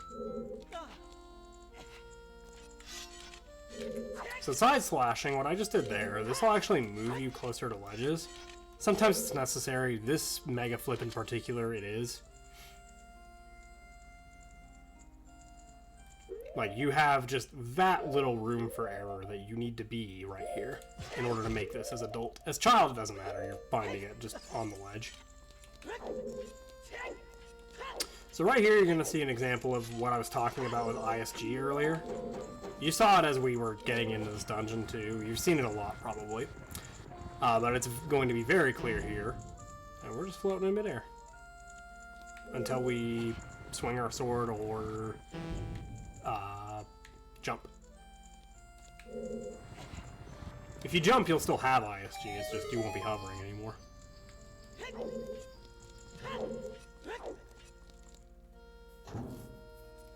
So, Shadow Temple. Really, I maybe shouldn't have invested my time into this because I knew Shadow was here, and I know we don't have any keys.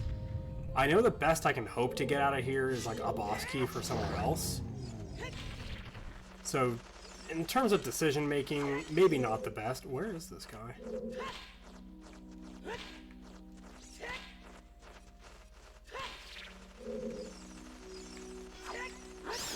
Oops.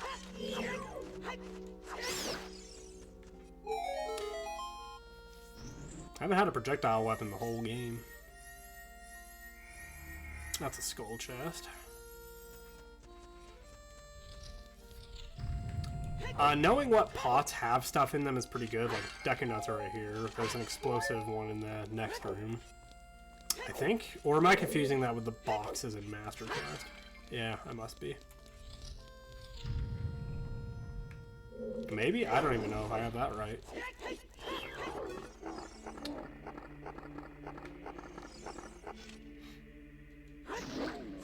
I don't actually know if I have jump strike damage right now.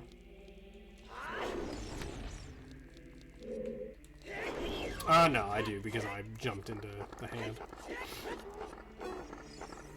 I don't like these dead hand positions. He's just gonna run away into the hands, and I won't be able to quick kill him.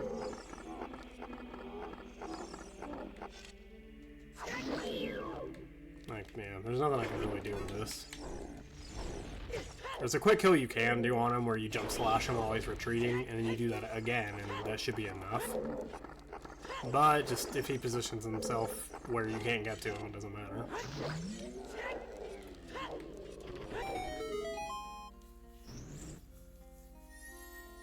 So I don't know if I mentioned it earlier at the very start when I was speaking about the limitations we put on ourselves for these runs. I mentioned no item manipulation or wrong warp. We also don't do any boss key skips. Kind of for the same reason as, like, no bottle on B and stuff like that. Because bottle on B, you just, yeah, RBA rather, you're just able to give yourself whatever you want whenever you want. Not whenever, like, put an asterisk on that, but, boss key skips, kind of the same thing. It's just once you get explosives, you're good to pretty much do whatever. And we like to make sure that we're, like, actually playing most of the game, instead of just finding explosives and win. There was a boss key skip that we could have done. Well, not a boss key skip, but we get to a room where we can do one. But we're just playing like this. I don't like this room. Because these guys do, yeah, this. This room is very annoying.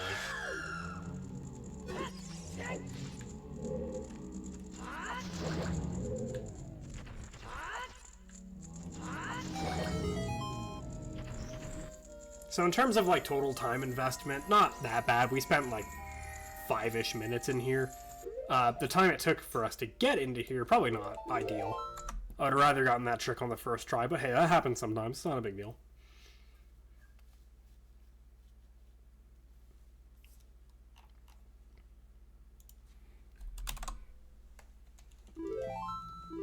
Alright, so we've mapped out most of the game. We are only looking for 2 more dungeons, water and fire.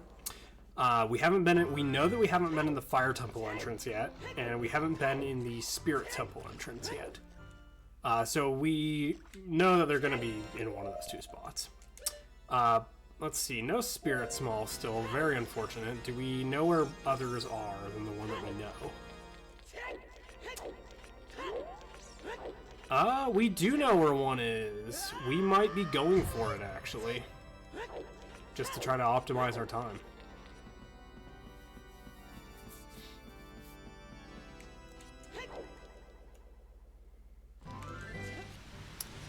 So we're just gonna check river real quickly, kind of in a very inoptimal way, since we're gonna be going down and then back up.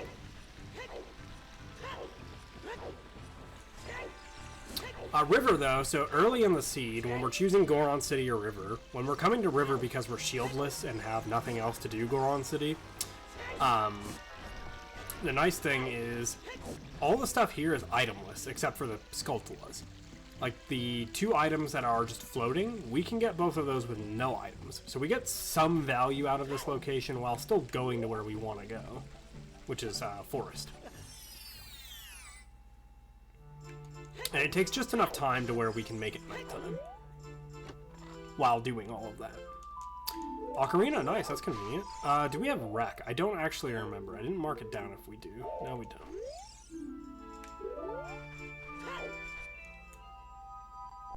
So this kind of changes my decision making a little bit. There's a hover that I could go do to get a spirit key right now. I'm not familiar with the hover, it's just kind of in my head. I feel like you should be able to do it. It isn't nighttime right now, that's the thing. It's almost nighttime. It should be nighttime by the time we're done. I don't have a lot of life, though, and I could drown doing what I'm doing. So, earlier, when I mentioned that we come here shieldless as our alternative to Goron City, it's like a lower item alternative.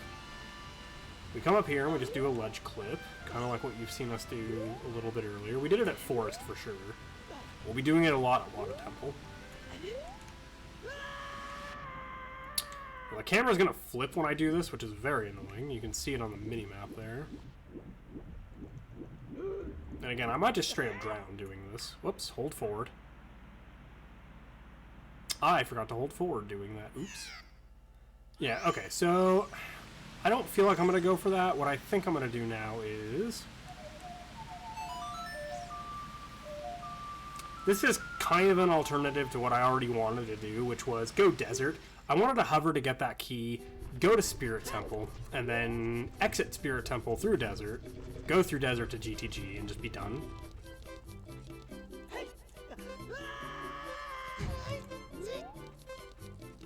So I'm just going to confirm what this is. It is vanilla. Alright, let's take a look around.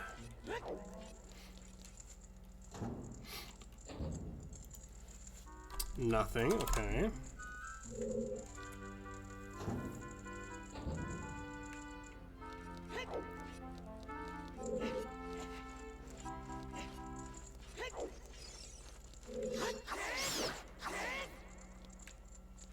Man, sometimes these things are very stingy with the life refills.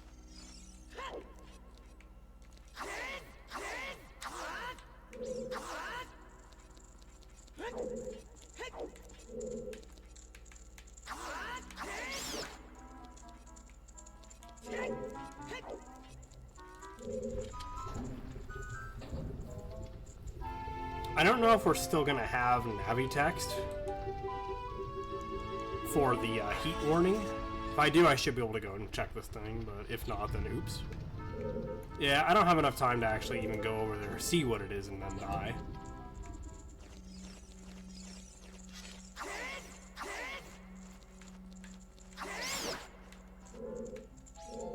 So you actually don't need Goron Tunic for any of this dungeon, or water for that matter. They are helpful to have. Whoops, I'm just gonna take the death and get my life refill. It's easier and faster than farming it.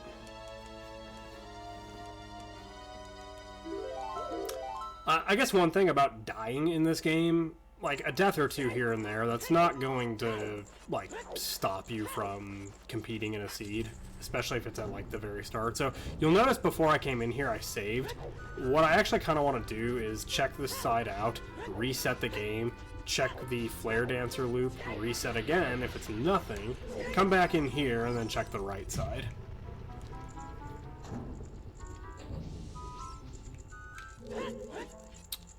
So nope. And we're trying to keep in mind, like, what dungeons can we beat right now? We can beat DC, we can beat Water Temple, so that's 2 on the board.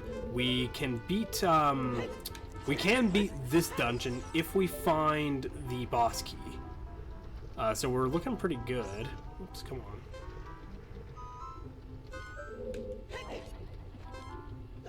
So in terms of dungeons that we have the ability to beat right now, we've got 3 more that we can do, which would put us at 5 out of our 7 rewards, which isn't too bad.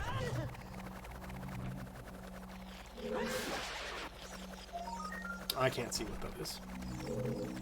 It's nothing, so we're gonna go ahead and reset again. I don't like resetting this much, but sometimes you just kind of have to. I don't have a ton of life or a Goron Tunic right now, so it's just something I have to do. But we're gonna check the lower loop first, since it's gonna require a key. I just want to get that out of the way and make sure that there's no boss key hidden down there. So this guy's gonna come attack us as soon as we come over here. Still no life refills.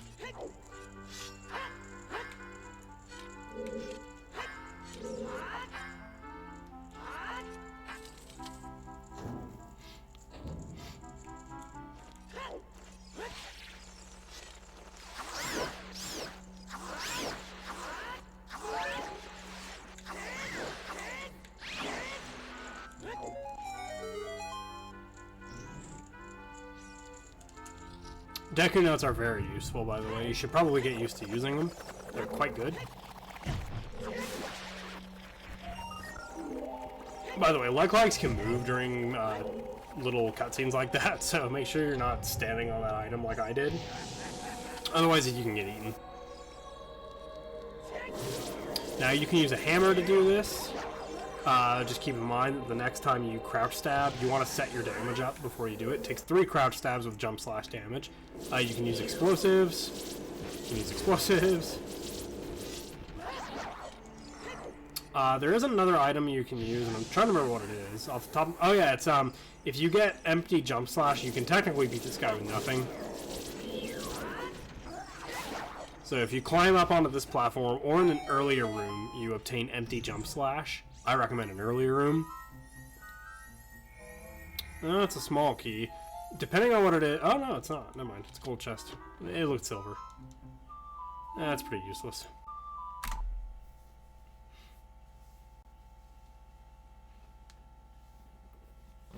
So, my opinion, don't save for either of the tunics. They're not worth saving for. If it's going to cost you a key. Strength upgrades, it kind of depends, but generally you don't need them. It really kind of depends on the seed, though. Gerudo card, it's up to you. Again, so I'm talking about if you have to spend a key to get these items, and you need that key elsewhere. Like, we need 3 keys just to get to the rest of Fire Temple. So we don't really have any to spare. Oh gosh, I'm getting attacked.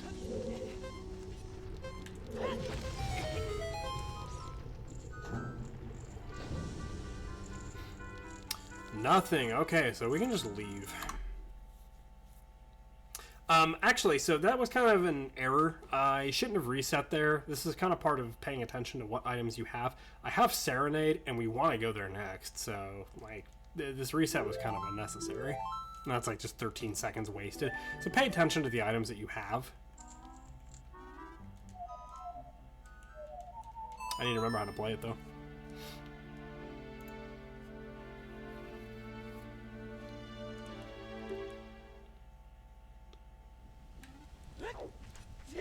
And I'm gonna go do the slow method, since I don't know the actual method to get down here, the one I should be using.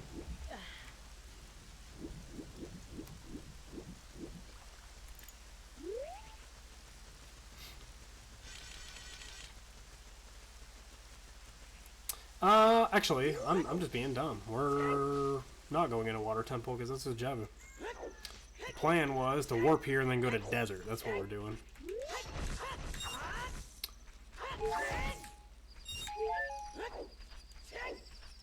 I thought at first maybe I would stop. I would have stopped at like an hour and then started like a more serious run where I'm not too distracted by like explaining things and I can just stay on track and kind of give you guys a more like reasonable expectation of the time it takes to do these things. I would put myself more at like maybe half an hour behind what I would normally be at for the types of things I've been doing. Like, these are all the decisions I would have made in this seed in a normal race, but I think I could have been a little faster.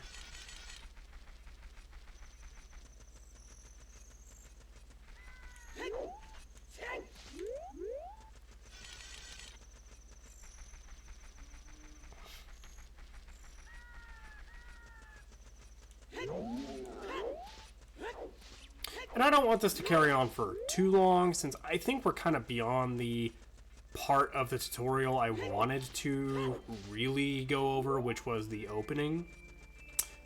As a matter of fact, yeah, 2 hours in, let's go ahead. I did generate multiple seeds for this purpose.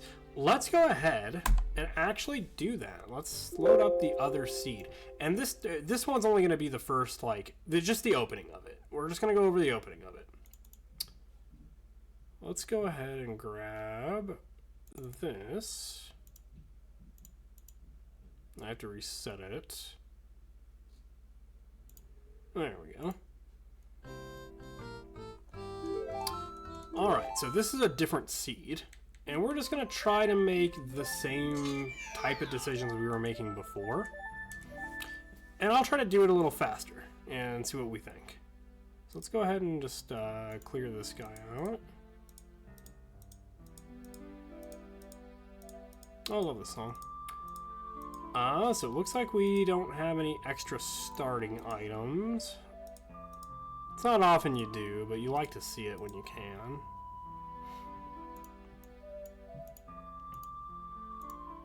Go ahead and open our notes back up. Alright. So again, as usual, we're just gonna... Oh, I started with double defense. I thought I saw 2 hearts on my thing there. Okay. Double defense early on, actually kind of annoying. It doesn't extend your timers for drowning and heat, and it just makes dying intentionally harder to do. To, like, to void warp to other spots. I guess it's a death warp at that point, but... My movement in there is a little bad, so I said earlier, like, it takes about 40 seconds to get out of here. We're going to be on the high end of that, I bet. Oh, we're good. We're fine. I also don't have a Goron Ruby.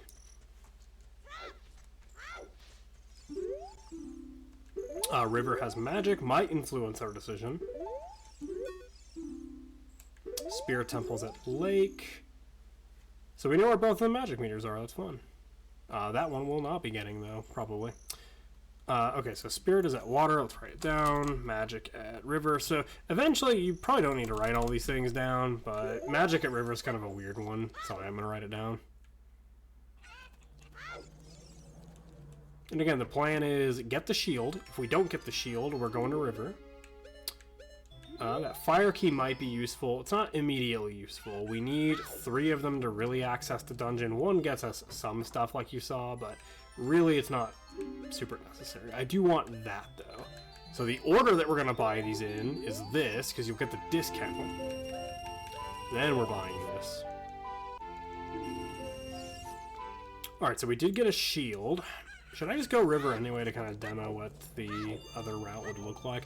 I don't think I need to. You guys can probably, you're smart, you can probably like extrapolate what it would look like based on what we just did before we restarted.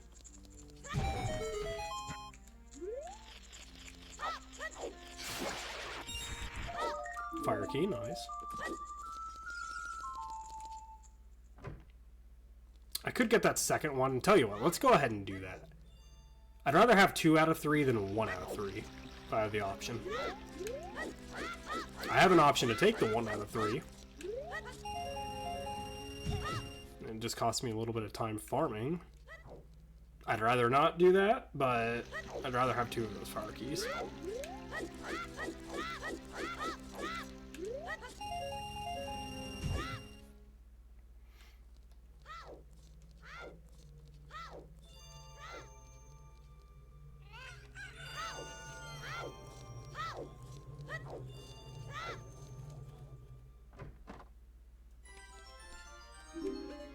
That 170 bow, that's too bad.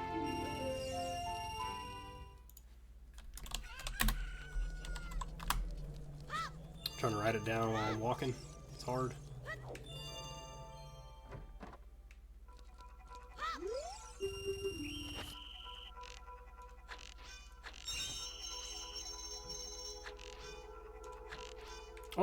Oh goodness, that's too bad. I don't have enough money to just fail it on purpose. So I have to actually kind of try it, try hard for the rest of it.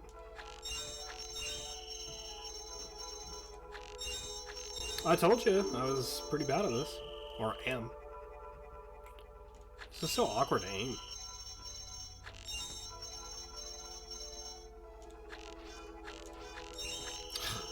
I wonder if I even have enough ammo left. I think I have just enough.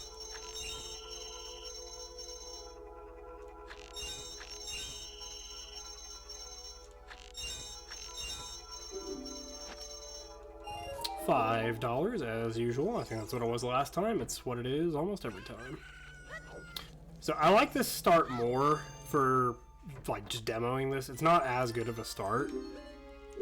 It's not nearly as insane. It's a lot closer to what I would expect from a normal seed. That said, I mean, I still did get a shield right away, which is very good. So, actually, let's talk about this. So, we have a very good plan. We know that Spirit's at Water Temple. We know it's very easy to enter Water Temple. We could choose to go River right away. I don't know. I don't know about that, actually. I don't think that's a good idea. We don't really have a way into Domain. I'm also moving very strangely right now. I don't know. I'm just rolling. But yeah, Spirit's at water, so we probably should make that our first priority once we're done with our regular loop. That way we can go into Spirit, hopefully have a first-person item to get past the block.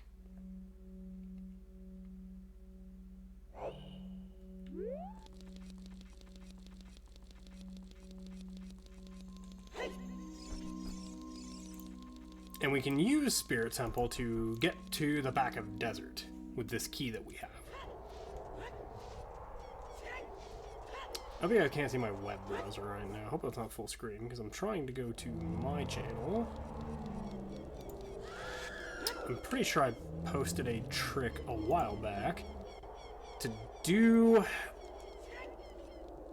that clip in the Spirit Temple lobby with no first-person item. I'm a genius if I did. No, I posted a shieldless method. It's good to know shieldless methods when you need to, but hopefully you never have to. But sometimes you need it.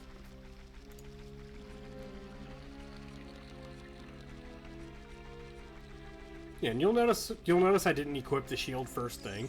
I know that I'm going to be pausing as soon as I get to Dampé's grave to do the skull mask that I hope I took. I wasn't paying enough attention to know. Pretty sure I did.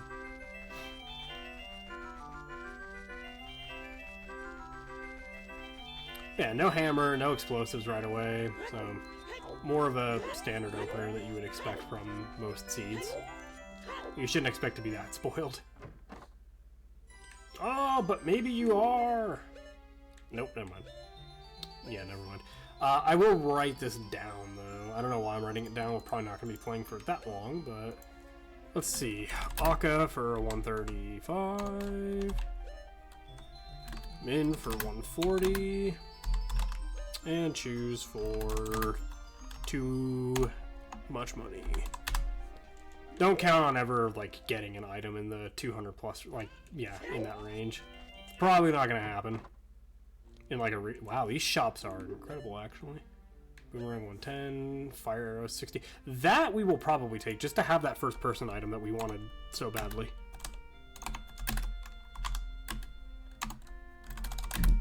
The rang is good to know, and it's, you know, tier 1 wallet. Or, yeah, tier 2 wallet, I guess you would say.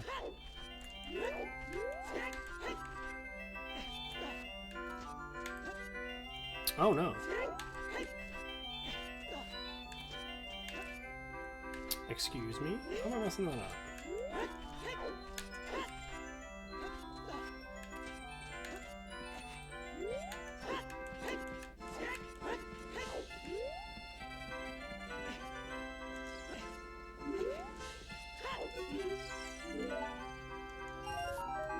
So you'll notice this is exactly what we did before.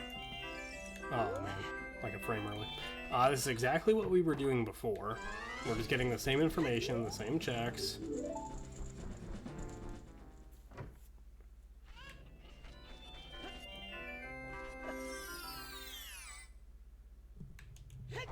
Man, CAC is really good today. We got a chew bag anyway, well. So I am not going to hover into Shadow Temple entrance like we did the first time. Oops, I shouldn't do that. I knew I wanted money, so I did that, but it's not a big deal. Well, if I'm going to enter any doorway, I'm going to enter this one just to get the fire arrows, since that was why I wanted the money. I was going to just get it at Dampé's along with the other stuff and save the loading time here, because I'm entering this for a third time, which is one more time than I actually need to. So, you know, not being very optimal, but sometimes you just kind of brain fart like that. It's alright. Oh, oops. There we go. Oops. Man, I just cannot seem to... That second seed, my brain is just fried right now, I guess. I can't stop bonking on this. Why? There we go. Don't race multiple times in a day. Your brain just kind of melts.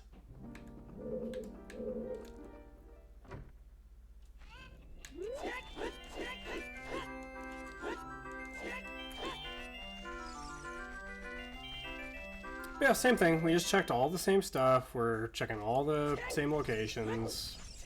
I think that it's a very good idea to just learn an opener like this and just kind of have it down. Hookshot at GC, and that's where we're going. Could be good. Could be bad. Could be Darunia.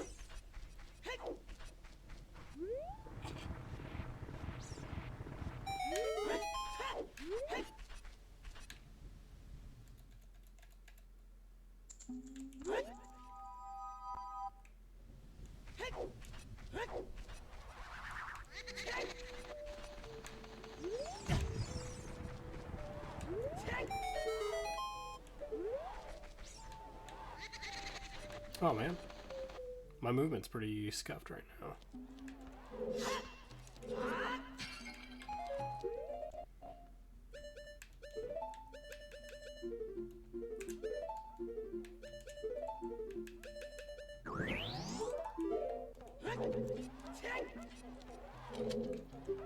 I didn't say it aloud, but I was secretly hoping to get a first-person item on the last seed for the longest time, just because there were so many situations I needed to put my sword away and just wait to press the A button, and now I don't have to do that. I can just put it away by pulling out the bow with my shield.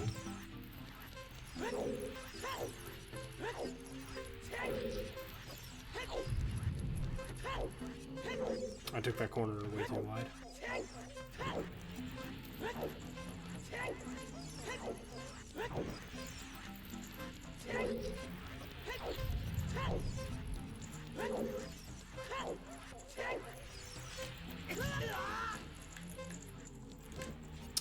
I missed that again. This is what I mean though with the first person item, just that. Hold target, press the first person item, press your shield.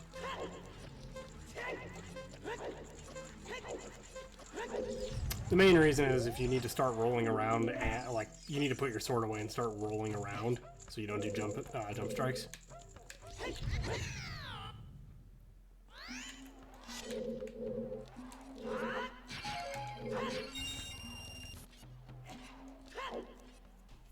Alright, but yeah, this time I'm not going to spend the time for Shadow Entrance. It's not going anywhere. We know it's right there.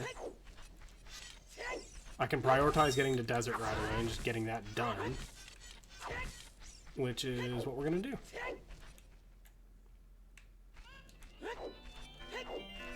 It's a little out of the way. Like, we have to go all the way. We have to walk to the river. Or lake. I guess technically we could go do the Mega Side Hop at river right now. I do not know how to do it though. Otherwise, you could be at Spirit Temple very quickly on this seed. Learn that Mega Side Hop. It's very helpful.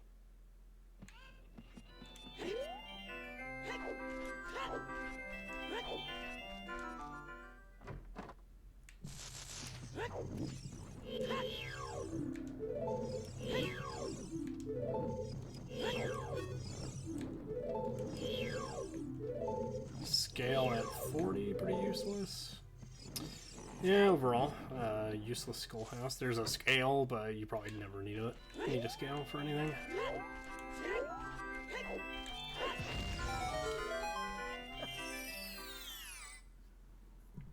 Plus, we're gonna go to Goron City because it has a hook shot. I'd rather have the hook shot and walk to river than the other way around.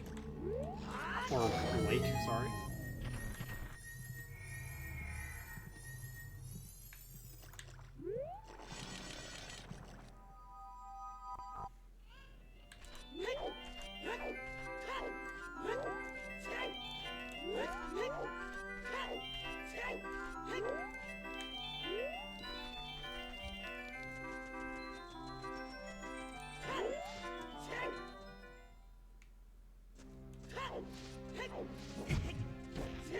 You'll notice I didn't check BOTW either.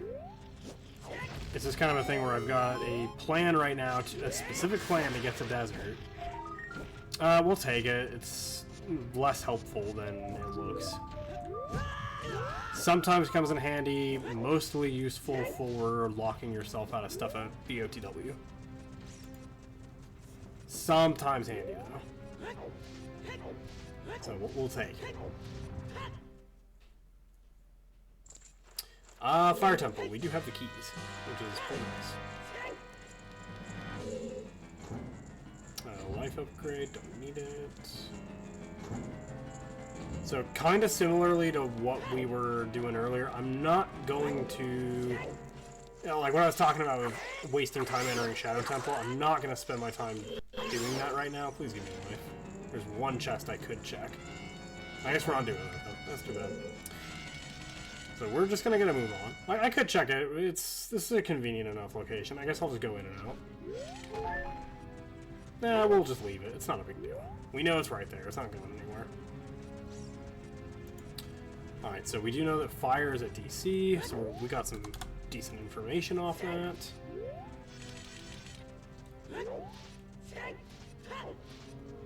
And the information's the important part. We can comb through for items like whenever we want. Yeah, I didn't think that would work. Yeah, too close to the wall. Too far from the wall. Perfect.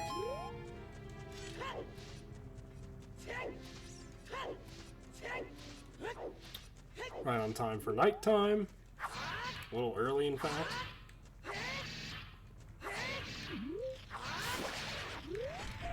That's why first person item is nice.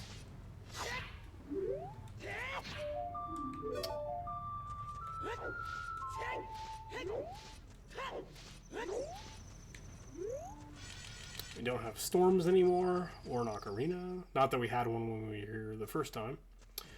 So...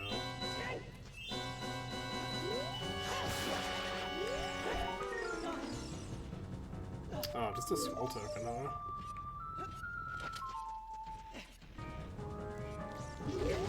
Aw, man, how'd that miss? I was gonna say, I'm not gonna do the empty jump slash stuff right now, because I'm gonna try to do things more quickly, since I have the option to.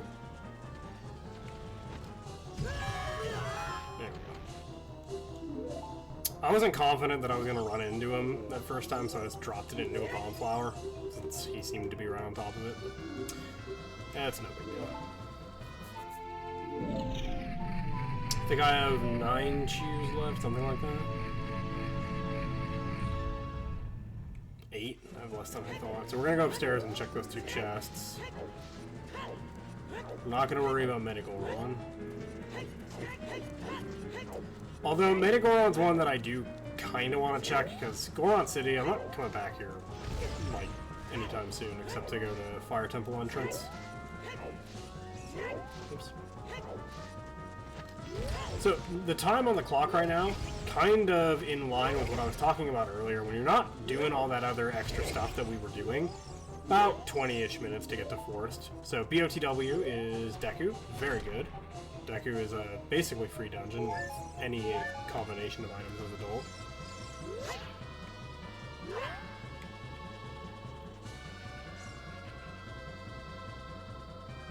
Okay, that's not the hook shot, that's very nice.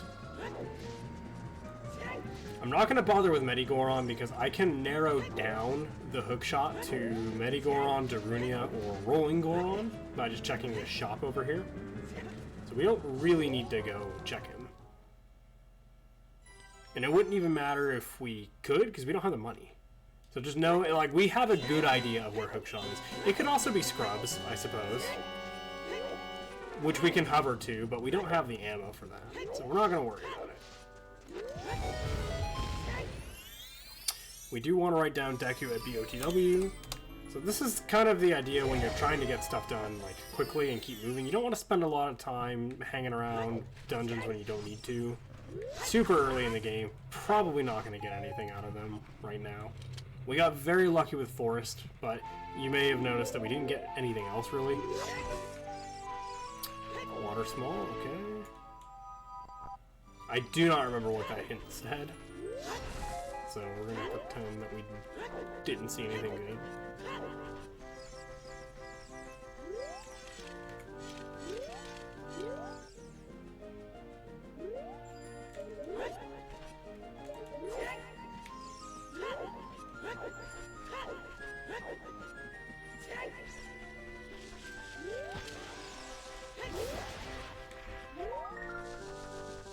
Okay, just cash.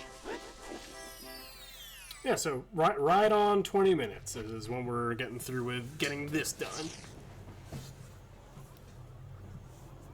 I could have been a little faster in some areas, but yeah, you get the idea. About 20 minutes to get all your stuff done for the Goron route.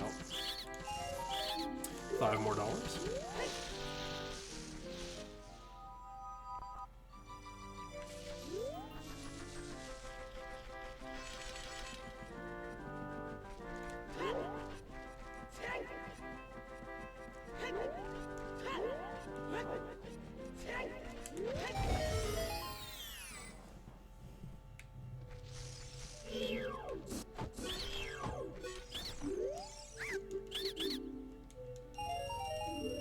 That's actually kind of good. I do want some money. I'd like more.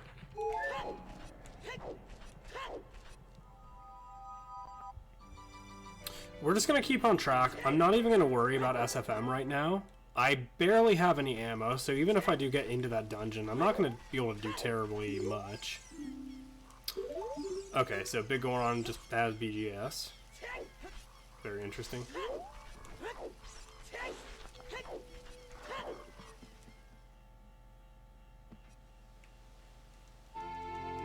Shadow Small, very good. If you remember earlier, without BK skips, we do need one in order to beat that dungeon. With or without Lullaby, we need it.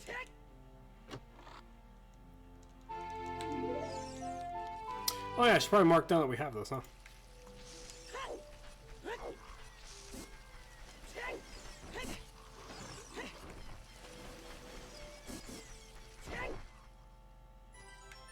Strength 1. 140. Oops, he's gone.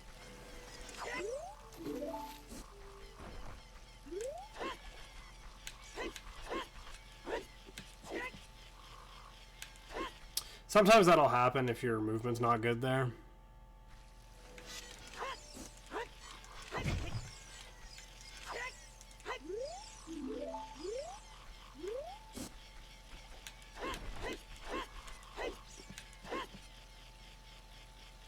Oh, what am I doing?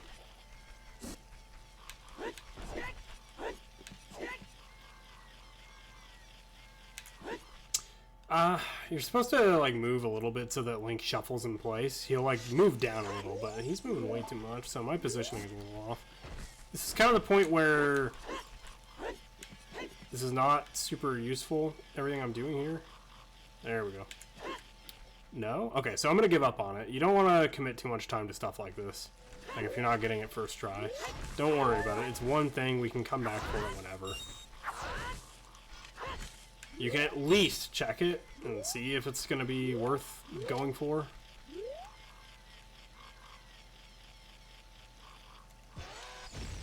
Oh, oops.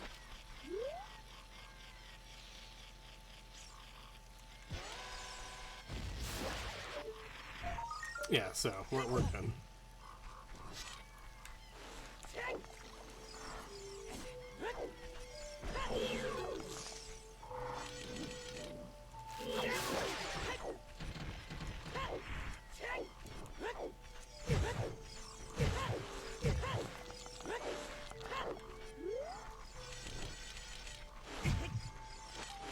Oh, whoops. I shouldn't have been mashing that. That was dumb. DC.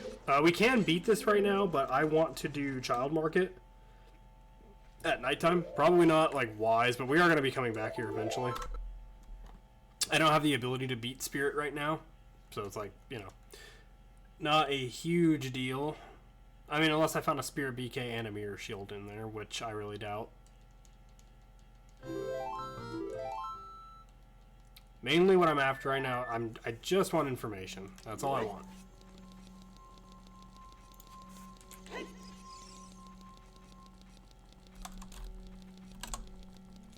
Oh, whoops.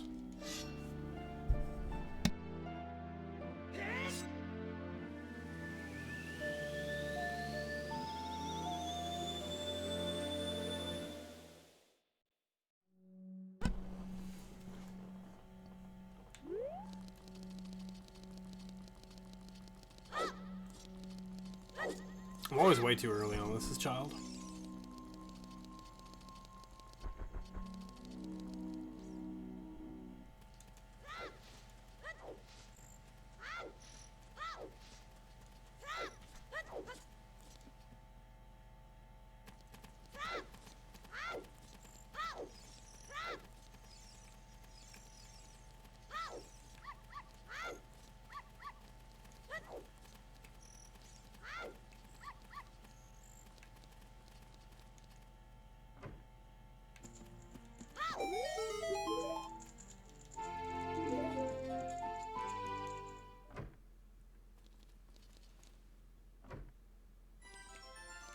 Giant's Knife could be useful, but too much money. If it was pretty cheap, then we could go for it, I guess. But it's no big deal.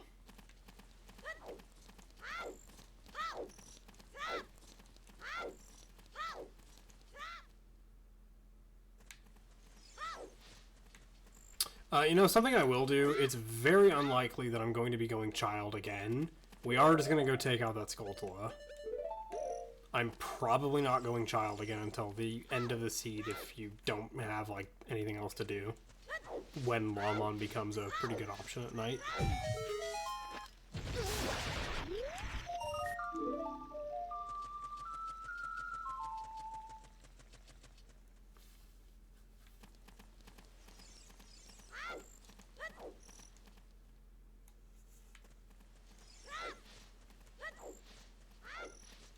So I kind of just want to emphasize how important dungeons are in the game for item density. I could go like Kakariko's child, I could go Lon Lon Ranch's child. Those have quite a few items. But we want to try to make our progress in the dungeons themselves, since that's where we need to be anyway. So we might as well make those our first checks before we start going do all the overworld stuff.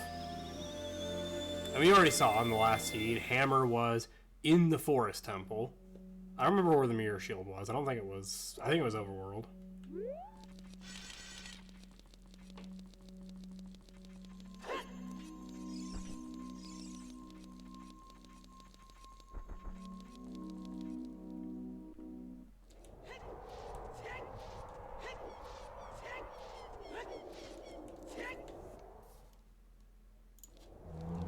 Try to do a better job tracking items than I do.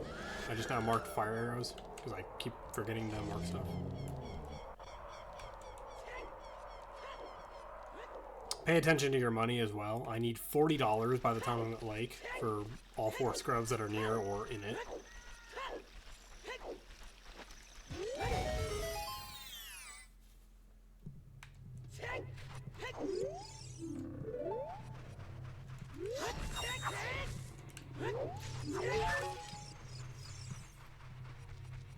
We know that Magic is River, Hook's at GC. We don't know exactly where either is. But we don't need any of them immediately, is the nice thing. I don't like to check Tektite Grotto. You can. I don't like to, usually. It's just kind of out of the way. I don't have many explosives to spare. I'm going to be refilling them because we're going to lake and there's a bunch of grass there. So it wouldn't be the biggest deal. It would just take a little bit of time, but I don't want to spend it if I don't have to.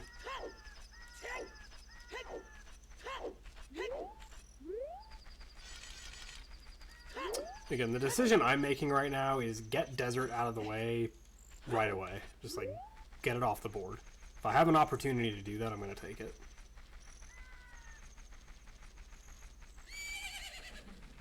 I would rather have that location out of the way sooner rather than later.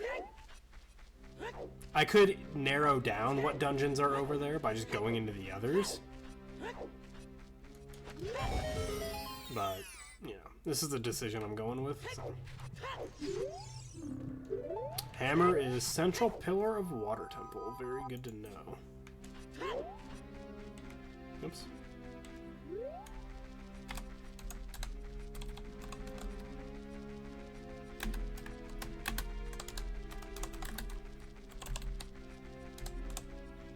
Oops.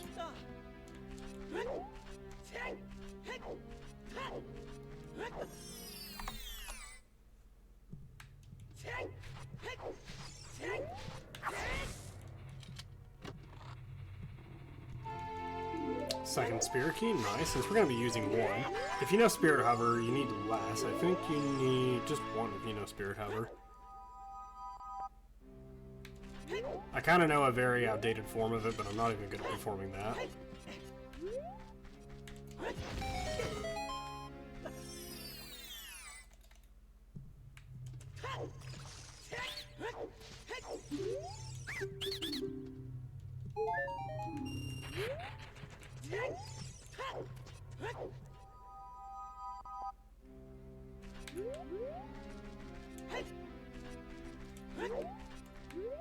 Oh, trying to go too fast.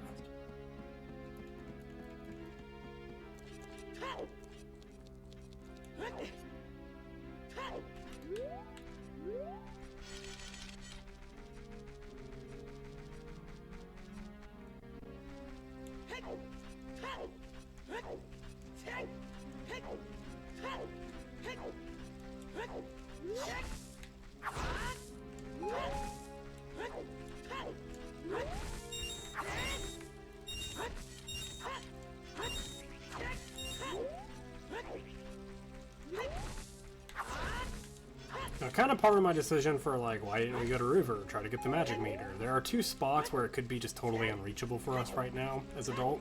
As child, there's even more with frogs.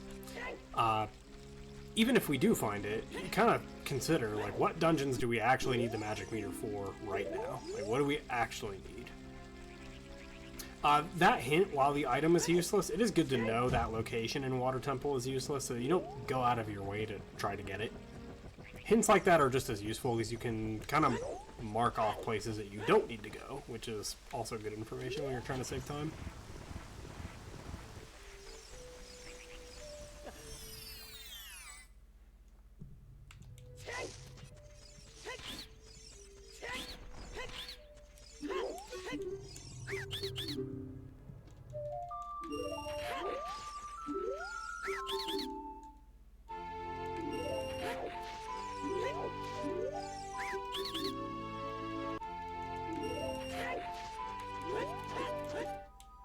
Alright, 3rd fire key. We can do most of the dungeon now. We need a 4th one to really get going.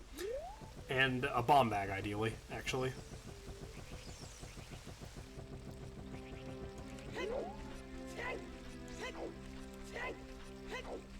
We're going to check one more time for explosive. I would like to have more. Like, as many as I can get, but around 20 would be better.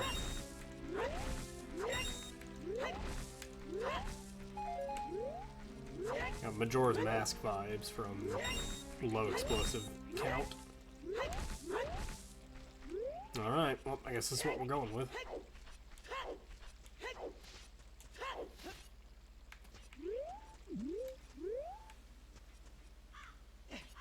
Oh, man.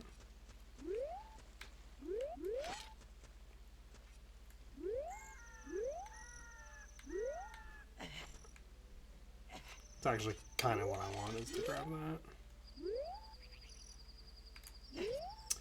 It's actually harder to do than I remember. I feel like I never used to struggle with it, but here we are.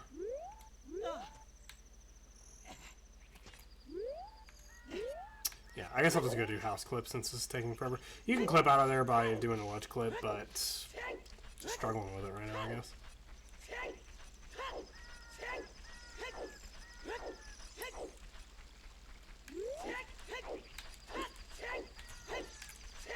Oh, man.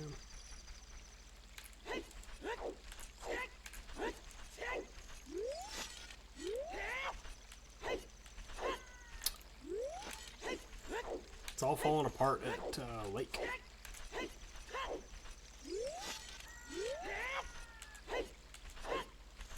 For some reason.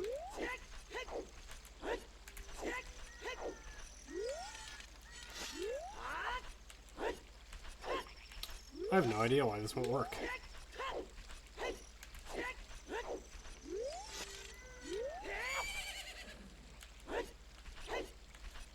That time it was more obvious why it didn't work, but... And that time I know it won't work because my shield's good. Yeah, I don't know why I'm struggling so much right now. I got this first try last time and it was... This is not that hard to do. There we go. Yeah, sometimes it just happens. Even easy stuff like that. But one thing too, like, again, I kind of wanted to make this video specifically for if you're interested in, like, racing. Like, having a decent mentality during a race is very important. Like, stuff like that, like, being able to just, you know, ignore it.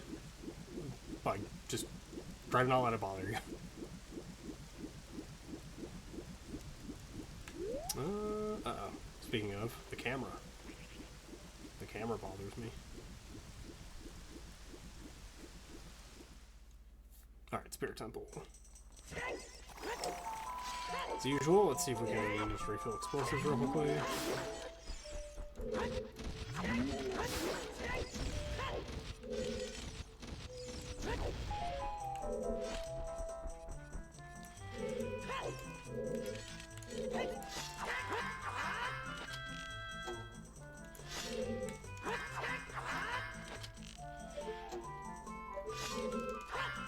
Oh, it was already out.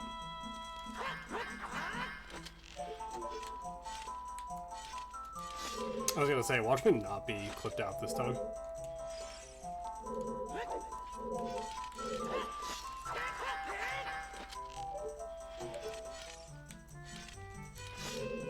I usually don't do this unbuffered. I know some people can do it. I am not one of those people. I'm just gonna do this buffered.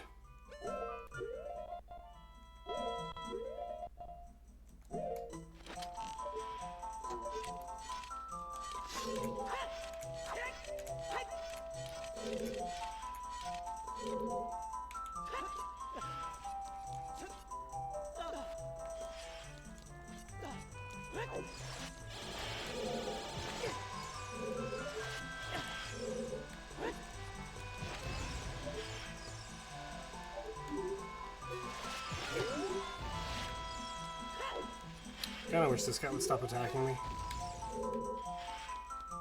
so I can concentrate for like a second. I also wish he just wasn't there, so I'd stop walking on him. There we go. I don't have to wish, I have explosives. I've never actually done this with explosives before. I usually just have like an actual projectile.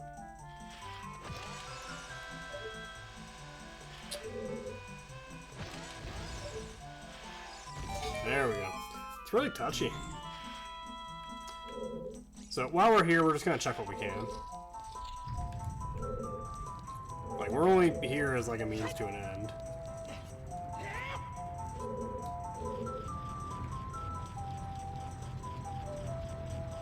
Silver rupees are kind of awkward because the check for how you collect them is not where it appears to be. Oops, yep, I'm gonna ruin my movement there.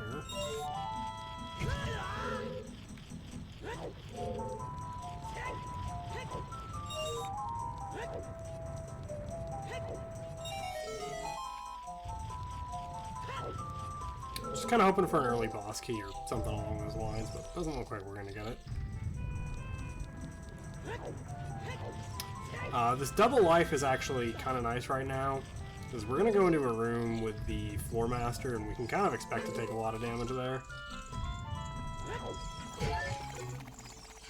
And with only 3 life, it's kind of awkward.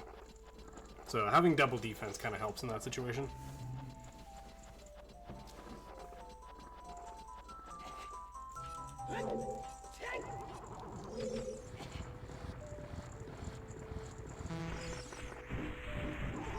Alright, small key.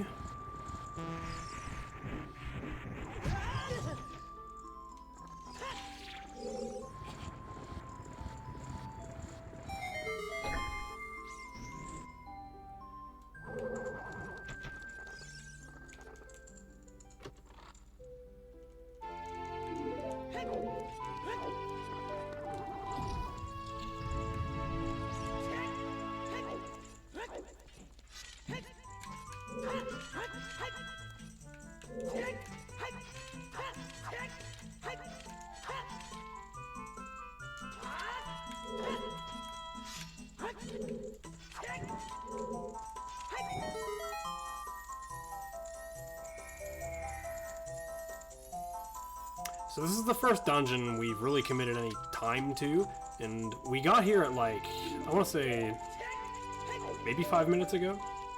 Maybe it was a little longer than that. But yeah, at about the same time in the last seed, we had also spent some time committing to a dungeon. I forget which one it was exactly. But not only are we getting a little bit of a dungeon out of this, we are also getting to desert, which is a pretty huge deal. Like, any chance you can get to desert early, very good.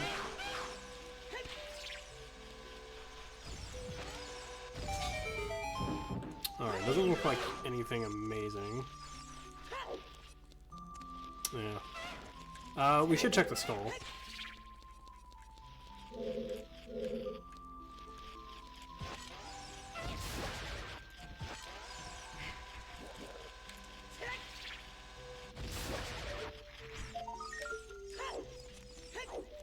I don't like how many chews I'm using, but you know, it is what it is. I can't use my sword right now because of glitched damage. Because we're saving it for that room that we're going into.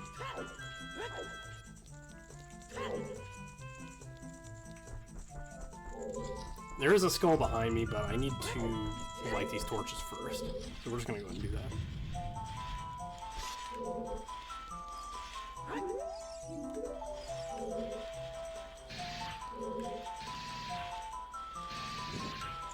It's a little awkward with Master Sword compared to a two-handed weapon.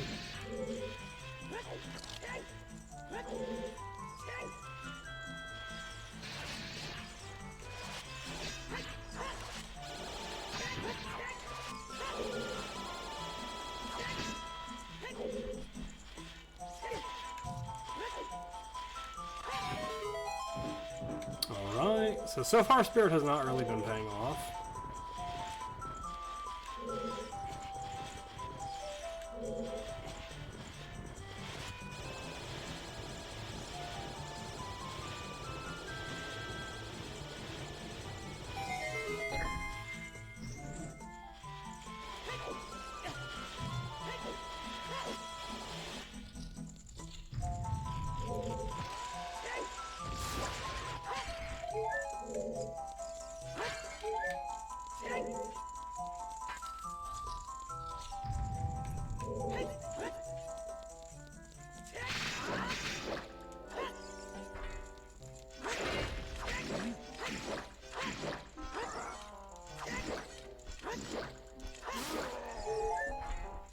So if you just stand on his left side, which is your right, that's a way you can kill them pretty quickly, because their attacks will just go over you.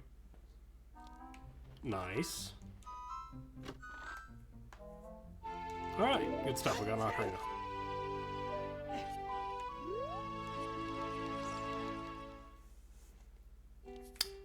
Ice Cavern, not the best dungeon to find. It's such a time sink. It's not part of the win condition. Like, it can be if there's a boss key in here, but Ice Cavern just takes a lot of time. And, if you can Hess, you can get through this without like bottles or anything, which is nice. I can't Hess, so I should probably mention that. Hessing is one of those things where it's very nice if you can do it, but it's not necessary. Like, it's entirely unnecessary, you know, Hessing to beat one of these seeds.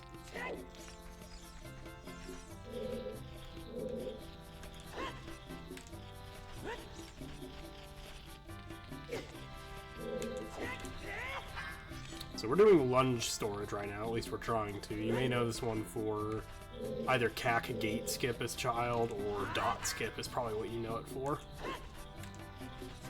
I find it pretty inconsistent here. This ice is just very touchy about where you can position.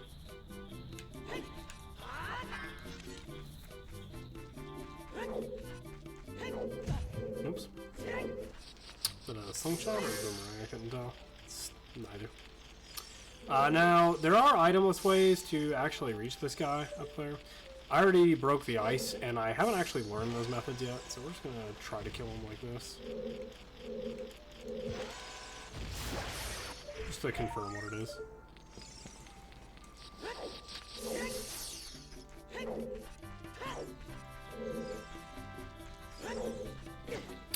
There is also a lunge storage setup for this guy over here. I do a triple slash clip here.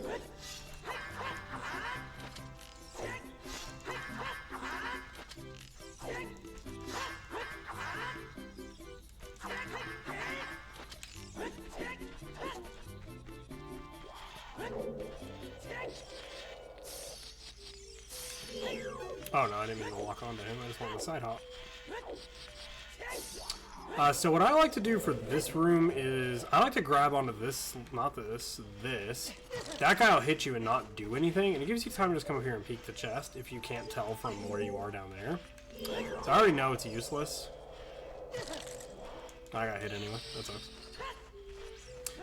If you jump from down here, you can climb onto that. It's a nice little time save if you're able to do it. So anyway, that's Ice Cavern. I don't really need to continue here at all. We can just leave.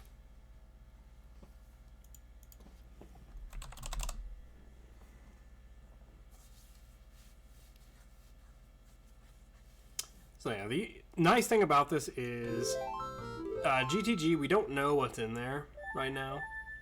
But the nice thing is, once we're done with this, we don't really have to come back out to desert. Ice Cavern's not very dense in terms of checks.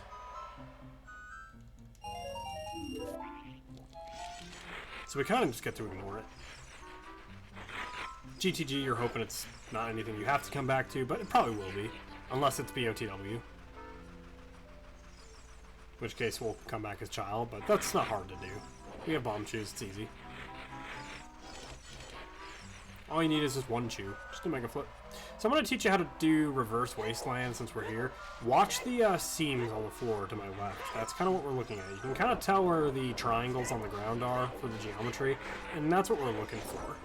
There's this dip in the ground here, and you can see that there's a seam. If I walk over that to my left, we'll void out. We're going to take a right here, and it's the same thing. Just don't go over that seam, and you'll be fine. Down here, you do, right on this dark patch. In this dark patch right here, we're just going to go up that. Now, I got a hint about the chest down here being pretty useless. I don't remember if that was last seed or this seed. Kind of another reason why you don't want to be playing multiple seeds in a day, if you can help it.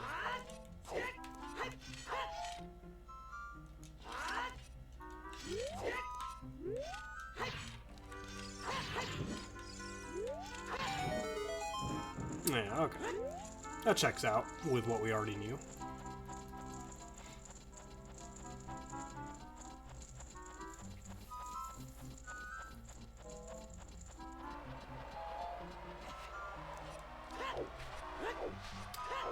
So with the information we have, we can kind of put together a very decent plan. We know that Deku's at BOTW. That's one dungeon that's just free. We've got it. We know where DC is. DC's at Deku. That's another dungeon that's just a freebie. That one's a total gimme.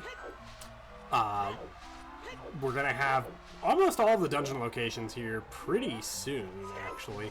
The only ones we're really lacking are the one up at Graveyard, which we can narrow that down if we want by going to Domain.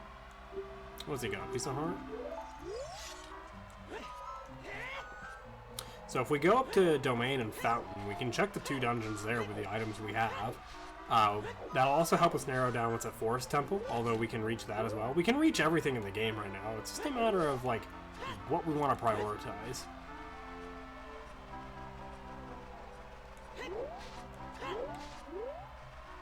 Deku and DC, for sure.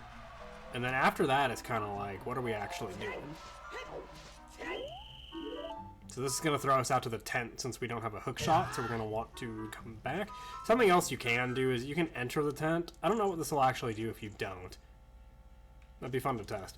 But we can enter this tent, and we can just do this really quickly. Wait for nighttime. Since we do have Skull Shuffle, that's kind of useful for us. It's just $5 up there, but we do need to go up there. Dodongo's Cavern had a fire small, I think. Speaking of fire, we know where fire is. We have 3 keys. We can do quite a bit there.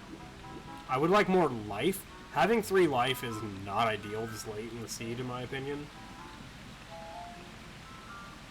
It just becomes very annoying very quickly when you're actually ready to start doing stuff.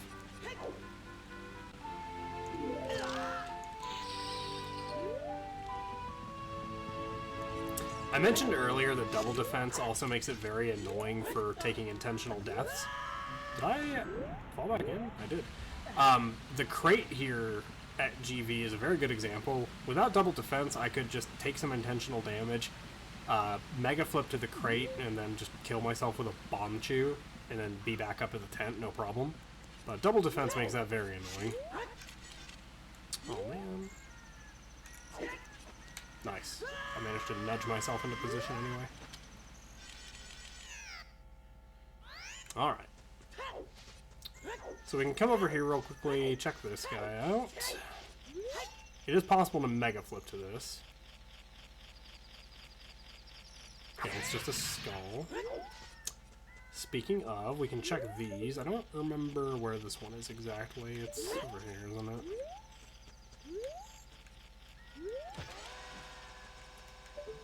Yeah, I kind of don't like checking these ones. That one you can get with an angle off of that. It's kind of hard. Not going to worry too much about it, though. It's just 2 skulls. Again, not having a projectile weapon kind of hurts us here, but because we're kind of just lacking on easy information.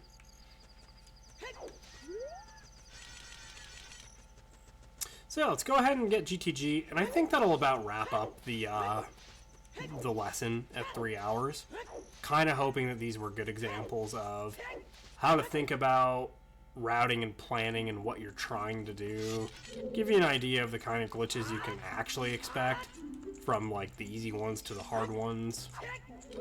Oops, I didn't get ISG. That's really annoying.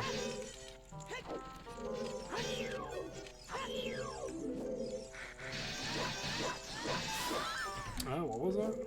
That's just a skull.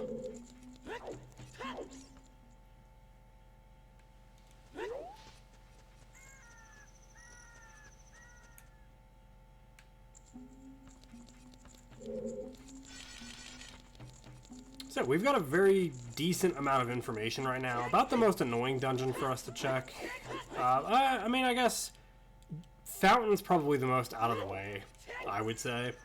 Ganon's Castle, we could hover to it pretty easily. But there's really nothing that's out of reach from us right now, which I guess just kind of goes to show just how powerful, like, a shield and bomb chews are. Okay, that's nothing.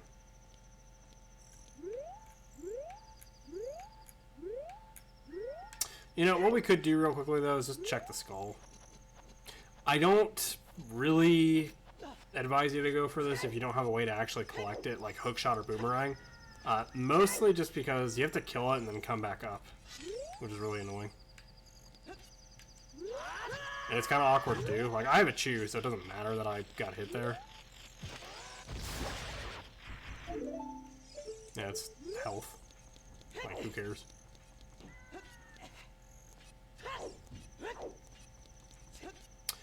So yeah, you've seen this one a million times already, and most of these tricks, like, you can tell, they're not, like, that hard. Like, it's just time-consuming is the worst thing about some of them. Like, a lot of these aren't, like, if you mess up, it's all over, you lose. Like, some of those hovers are pretty scary, but that's about, like, the worst you could expect. Forest Temple, once again. So it's kind of that decision to make. Make sure you look up when you do this, otherwise the skull won't be there.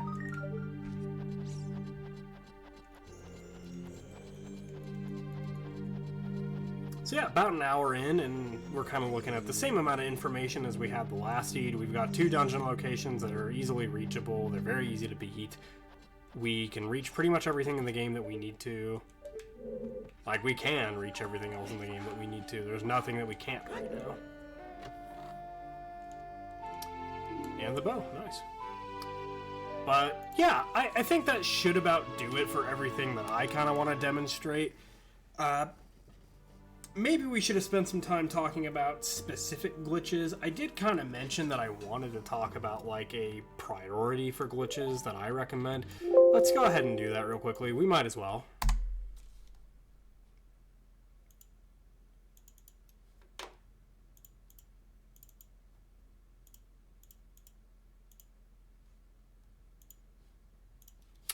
So if you don't know, this is the practice ROM, or GZ. A very helpful training tool. So let's just go ahead and go to, I guess, CAC. It's in towns, not overworld.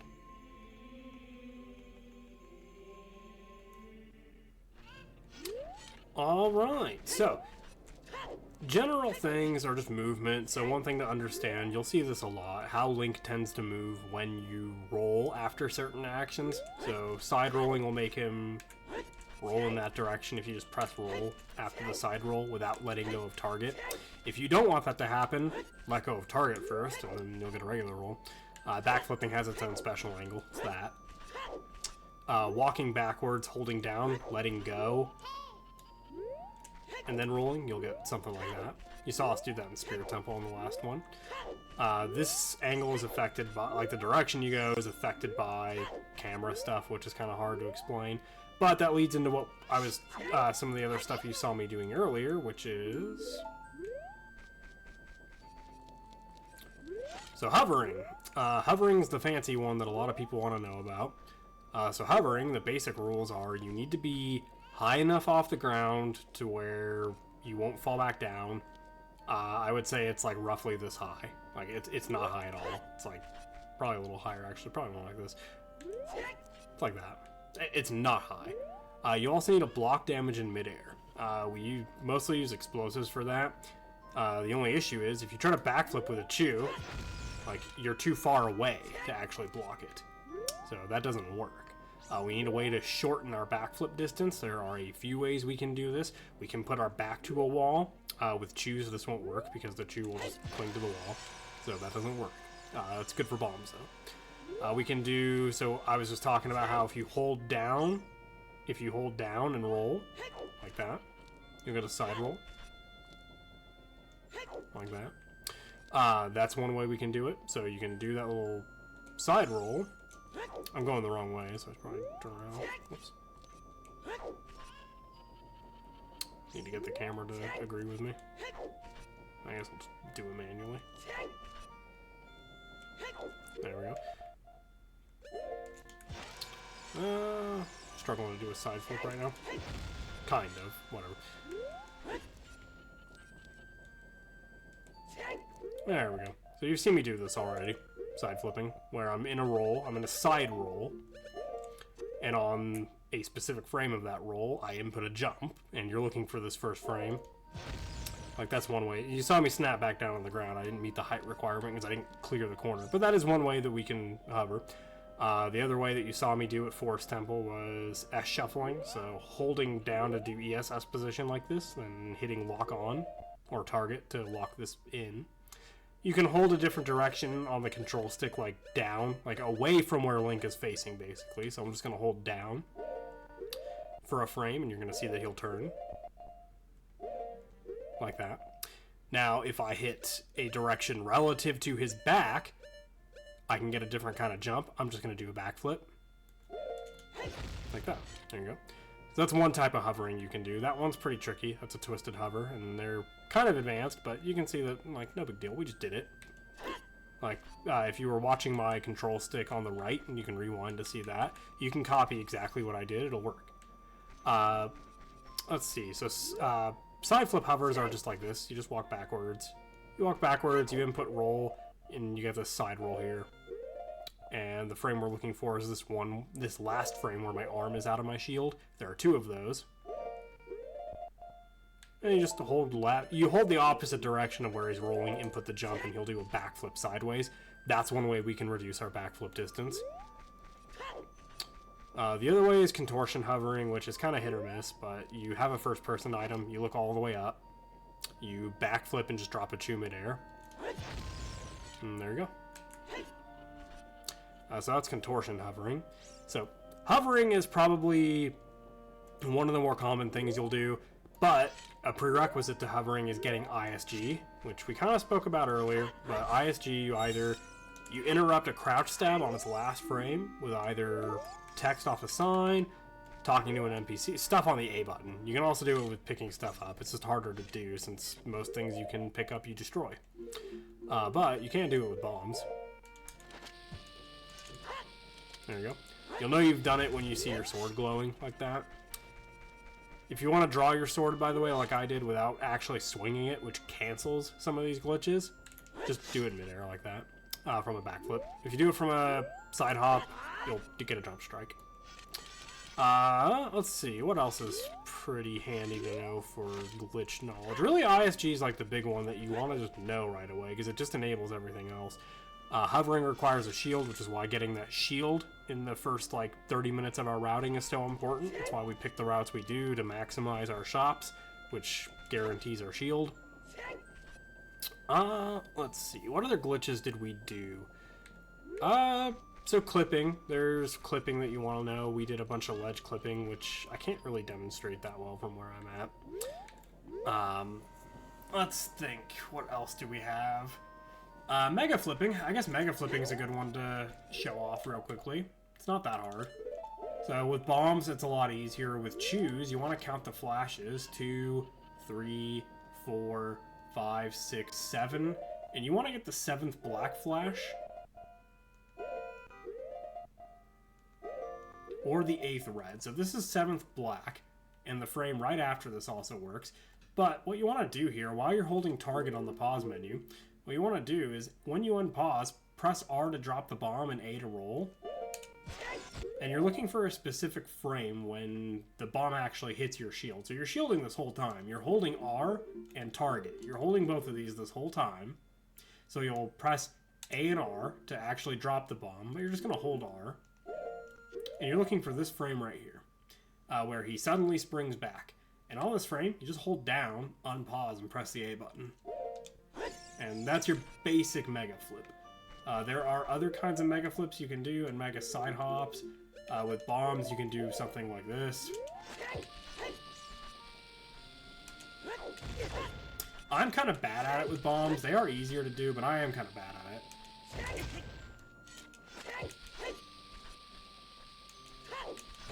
I'm actually really bad at mega flipping with bombs, but the timing is technically more lenient. I just barely ever use bombs. Like really, those 3 things alone, I think, less of mega flipping and more of hovering. Really, I think that'll kind of be all you need at the very beginning. I don't think you need much more. It is helpful to know empty jump slash to glitch your sword damage. So how you do that is you wait for the A button to say put away, like it does right now. I forget how to say that. Shimadu, I think? I don't remember. But you wait for it to say that. You walk forward. So I have it paused right now. You can see in the upper left. So you walk forward for a frame. If you're... I'm running right now. I held fully on up, which is going to ruin this. Because I lost the put away prompt. So let me just back up real quickly here. So wait for put away. You just walk. It's the frame before that. So it's like, I'm going to just do it in real time since that's easier for me. It's the frame before you walk off the ledge. You press A to put your sword away, and the frame you fall off the ledge, which is the frame after, you press B to actually do a jump attack. I don't remember if you can actually do it in GZ. Some versions of the game you can't, and I don't think you can actually do it in GZ. Oops. Not that I'm doing it correctly right now. But yeah, I don't think you can actually do it in the training room. But you saw me do it quite a few times. If you're interested, you can go to any spot in the video where I was lighting torches. Which would be Graveyard, Deku Tree, and Desert were the big ones that I remember. So that's quick put away, and I think that's a very underrated glitch, personally. Like, you want to kind of know that so you can just take care of stuff that requires fire pretty early. Yeah, I mean, really, I don't have much else to say. Really, I would just focus on learning that early game route, because it's just going to give you so many different item checks for so few starting items. And your options after you're done at CAC, your options here, once you are done here, like done with Dampe and you're ready to leave, you're either going River or you're going Goron. Actually, let's go ahead and go River.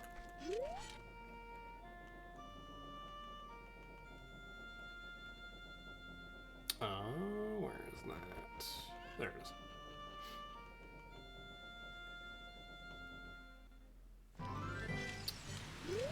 So once you come to River, like, let's assume you don't have a shield. Let's actually just, I can show you. Let's just get rid of my shield.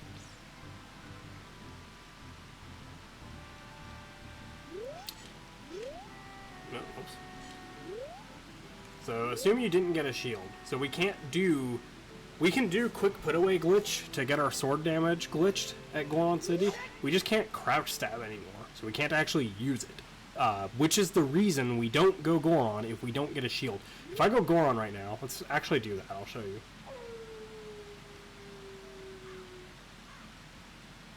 Before we do that, let me go ahead and make a save state so we can just come back here. So Goron City from, let's just say, Trail. So if I come here to Goron City, I have no way of glitching my... Well, okay, I can glitch my damage, but I can't crouch stab to use it. That's the whole, like, problem. I cannot stop that dude with those bomb flowers by crouch stabbing them. That is the problem. That dude opens up the shop, and then we come down here before we go in the shop, and we crouch stab those to open that up. Like, that's the whole problem, is if we come here without that, one, we don't get any items, and two, like, we have to just kind of walk out to leave. Even if you have, like, a hammer and nothing else, the hammer still doesn't stop that dude. You could check, like, 3 things up there, sure, but, like, well, you check those 3 things and you check that. A hammer's a bad example, because with hammer you would just be able to leave here, so I guess hammer's a bad example, isn't it? I guess really, yeah, if you come here with nothing, basically, you don't want to do that. So what we do instead, let me load the save state, what am I doing? So what we do instead here, is we go up here first, the right spot. And this was that clip I was saying I couldn't really demonstrate in CAC, because there wasn't a good spot. So what we're doing is we're slowly walking off here. What it looks like is this, actually, I can show you. So I did a little early. So you remember earlier I told you that side rolling without letting go of target, he'll roll a specific direction. You can see there I'm rolling to the side. So if I let go of target right now and I just pause buffer, you're going to see a frame where he very suddenly does this to grab the ledge. On this frame, if you target, you'll clip out like that. I don't know why, but that's just what you do. So you fall out, you hold down to go back into the water. I let go of the stick here so the camera doesn't flip. And we just swim over to the shortcut. There's a gap in between here and the shortcut, by the way, so just be ready for that. There you go. Don't swim too far forward. You can just stop here.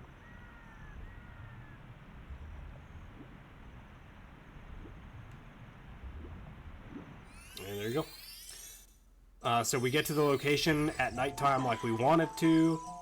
We can do the rest of what we need with no items. We can go up to SFM and check what Sheik has, and then go do the rest of Kokiri Forest. And we're in the same situation. It's nighttime forest. We're done with that. We checked the Deku tree, so we confirm the dungeon entrance. In fact, if you have hookshot and no shield, you can check the forest temple too while you're here. It's even better. And then after that, yeah, once you save warp back to nighttime market, that's really when you're deciding, based on what you have, where you want to go and start committing your time. Ideally, like, focus on dungeons. That's where most of your items are going to be. Don't spend too much time doing overworld unless you have, like, a good hint or something, is what I would say. But yeah, that's about all I have. This isn't as structured as I would have liked. Maybe I can do a more structured, edited video at some point in my life, but this was kind of just to give you an idea of what to expect out of the opening of a scene and the kind of decisions you might be making.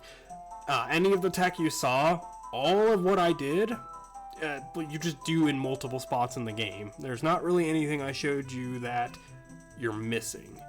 Like, maybe there's some stuff here and there, like, I don't know, the gate clip at Shadow, but that's just a take on everything we've already done. So there's nothing that you've seen here that you won't be using anywhere else. And there's not much else that should surprise you. Really, my philosophy on getting better in this game would be to just, like, play out a seed that we raced, and just async it. Play it until you just get, like, do the opening, and just play until you get stuck, or find a trick you're having trouble with, and write that down. And that's, like, what you should go focus on. If it's something like, this is a very common one that I see all the time people talking about, was, like, they just can't get to desert. Like, desert's a huge one. So it might be in your best interest, like, if you're playing the seed and you just run out of stuff to do, and desert's the only place you haven't gone, and you just don't know a way to get to it, find a glitch that'll let you get to it. Find a couple. Child has a mega flip that's really, really easy to do. He also has a chicken strap, but I hate that one. It's really hard to do. Adult has like a million ways, mostly just hovering. As a matter of fact, let's go ahead. I can just show you, because I was kind of demonstrating side flip hovering earlier. Let's see. So let's go Overworld, Valley. Let's go to Equips. Give me a shield.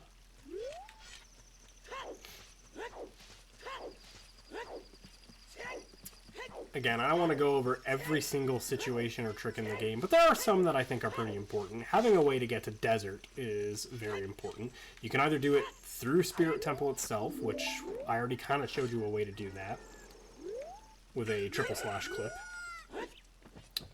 The other way, one of the other ways would be... So I'm going to try to do it with a... I kind of want to try it with a twisted hover just because I've been liking those lately. And learning them I think is kind of interesting. For my own sake. So we're just going to hold down, get him to turn around. I think I let go of S early, I did. Oh, oops. There we go.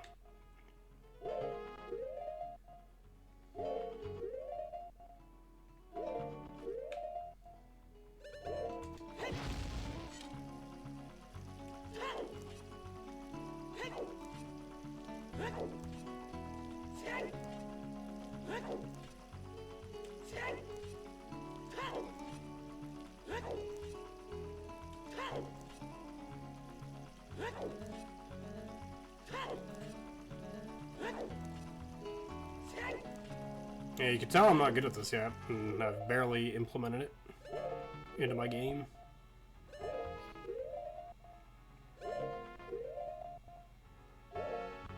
I can't get him to turn around. Ah, I let go, that was the issue. That's kind of what was happening on the ground. There we go. There it is.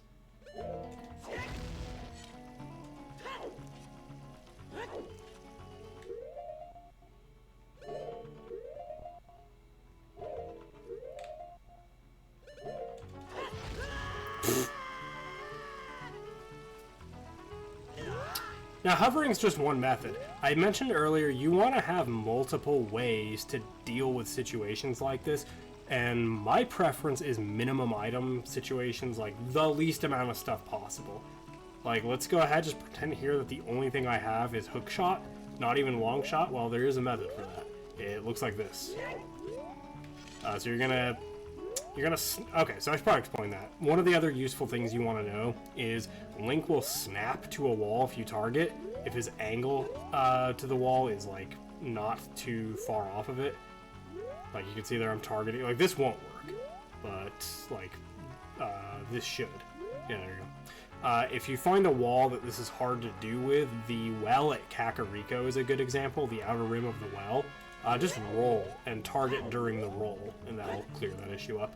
Anyway, so target this wall, face right. What you're going to do is 2 S turns left. If you don't know what an S turn is, I've been doing it a lot. Those numbers in the lower left, if you turn the stick very slightly, I don't remember the exact range, but, and my number, don't go by my numbers are messed up, I don't know why. Yours will look different. Mine go way too high, like this, like 127. It should go to like 88. Anyway, yeah, S turning is pretty important to know to get Link to face precise angles. You'll want to learn how to do S turning. Anyway, so 2 S turns left. So target the wall, face right, 2 S turns left, and we're gonna do backflip, side hop, backflip, turn to the right, either with an S turn or a shield turn. I like shield turning. Side hop right, shield turn right again. S turn to the right twice to correct the angle, like that. And we're going to do a hook shot extension, which is pull out a first person item, hold the direction you want to extend, press A to cancel, and on the first frame of canceling you pause like I did here, and when you come out of pause, press and hold the first person item button. There you go. You heard it click instantly where it normally takes time for the hook shot to click. And we're just going to look around. There it is. Hold up. Oh. I got to extend again, I think.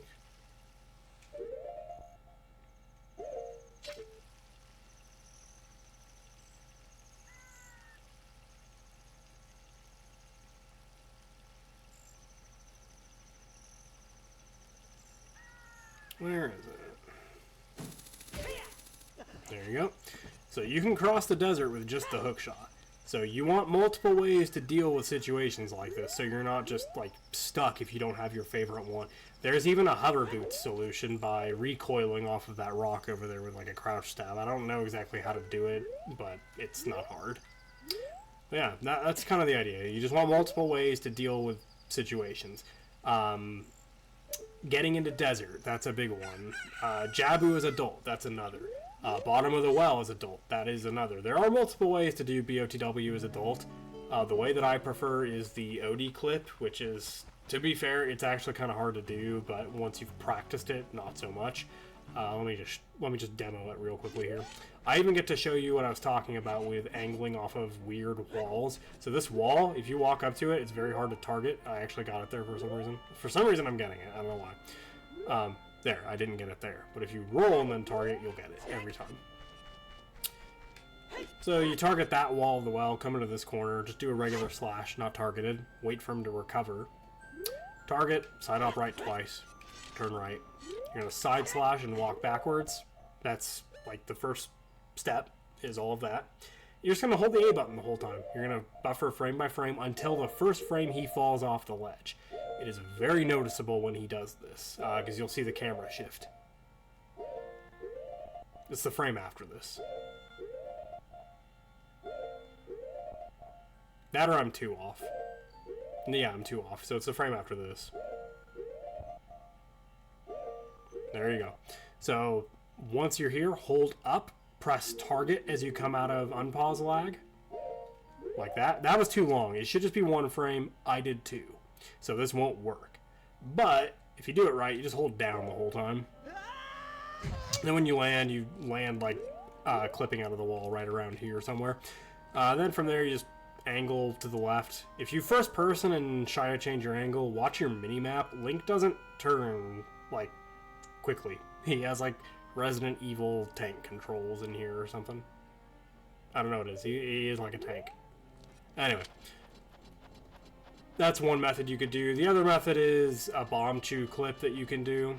So again, multiple methods. Depending on what you prefer. I like OD clip because you can do it with nothing. You don't need a shield. It just makes the turn, the right turn easier. But you don't technically need the shield. The other method I think is harder. It's, get all the way into this corner, 2 S turns right. I already hate it because it's S turning.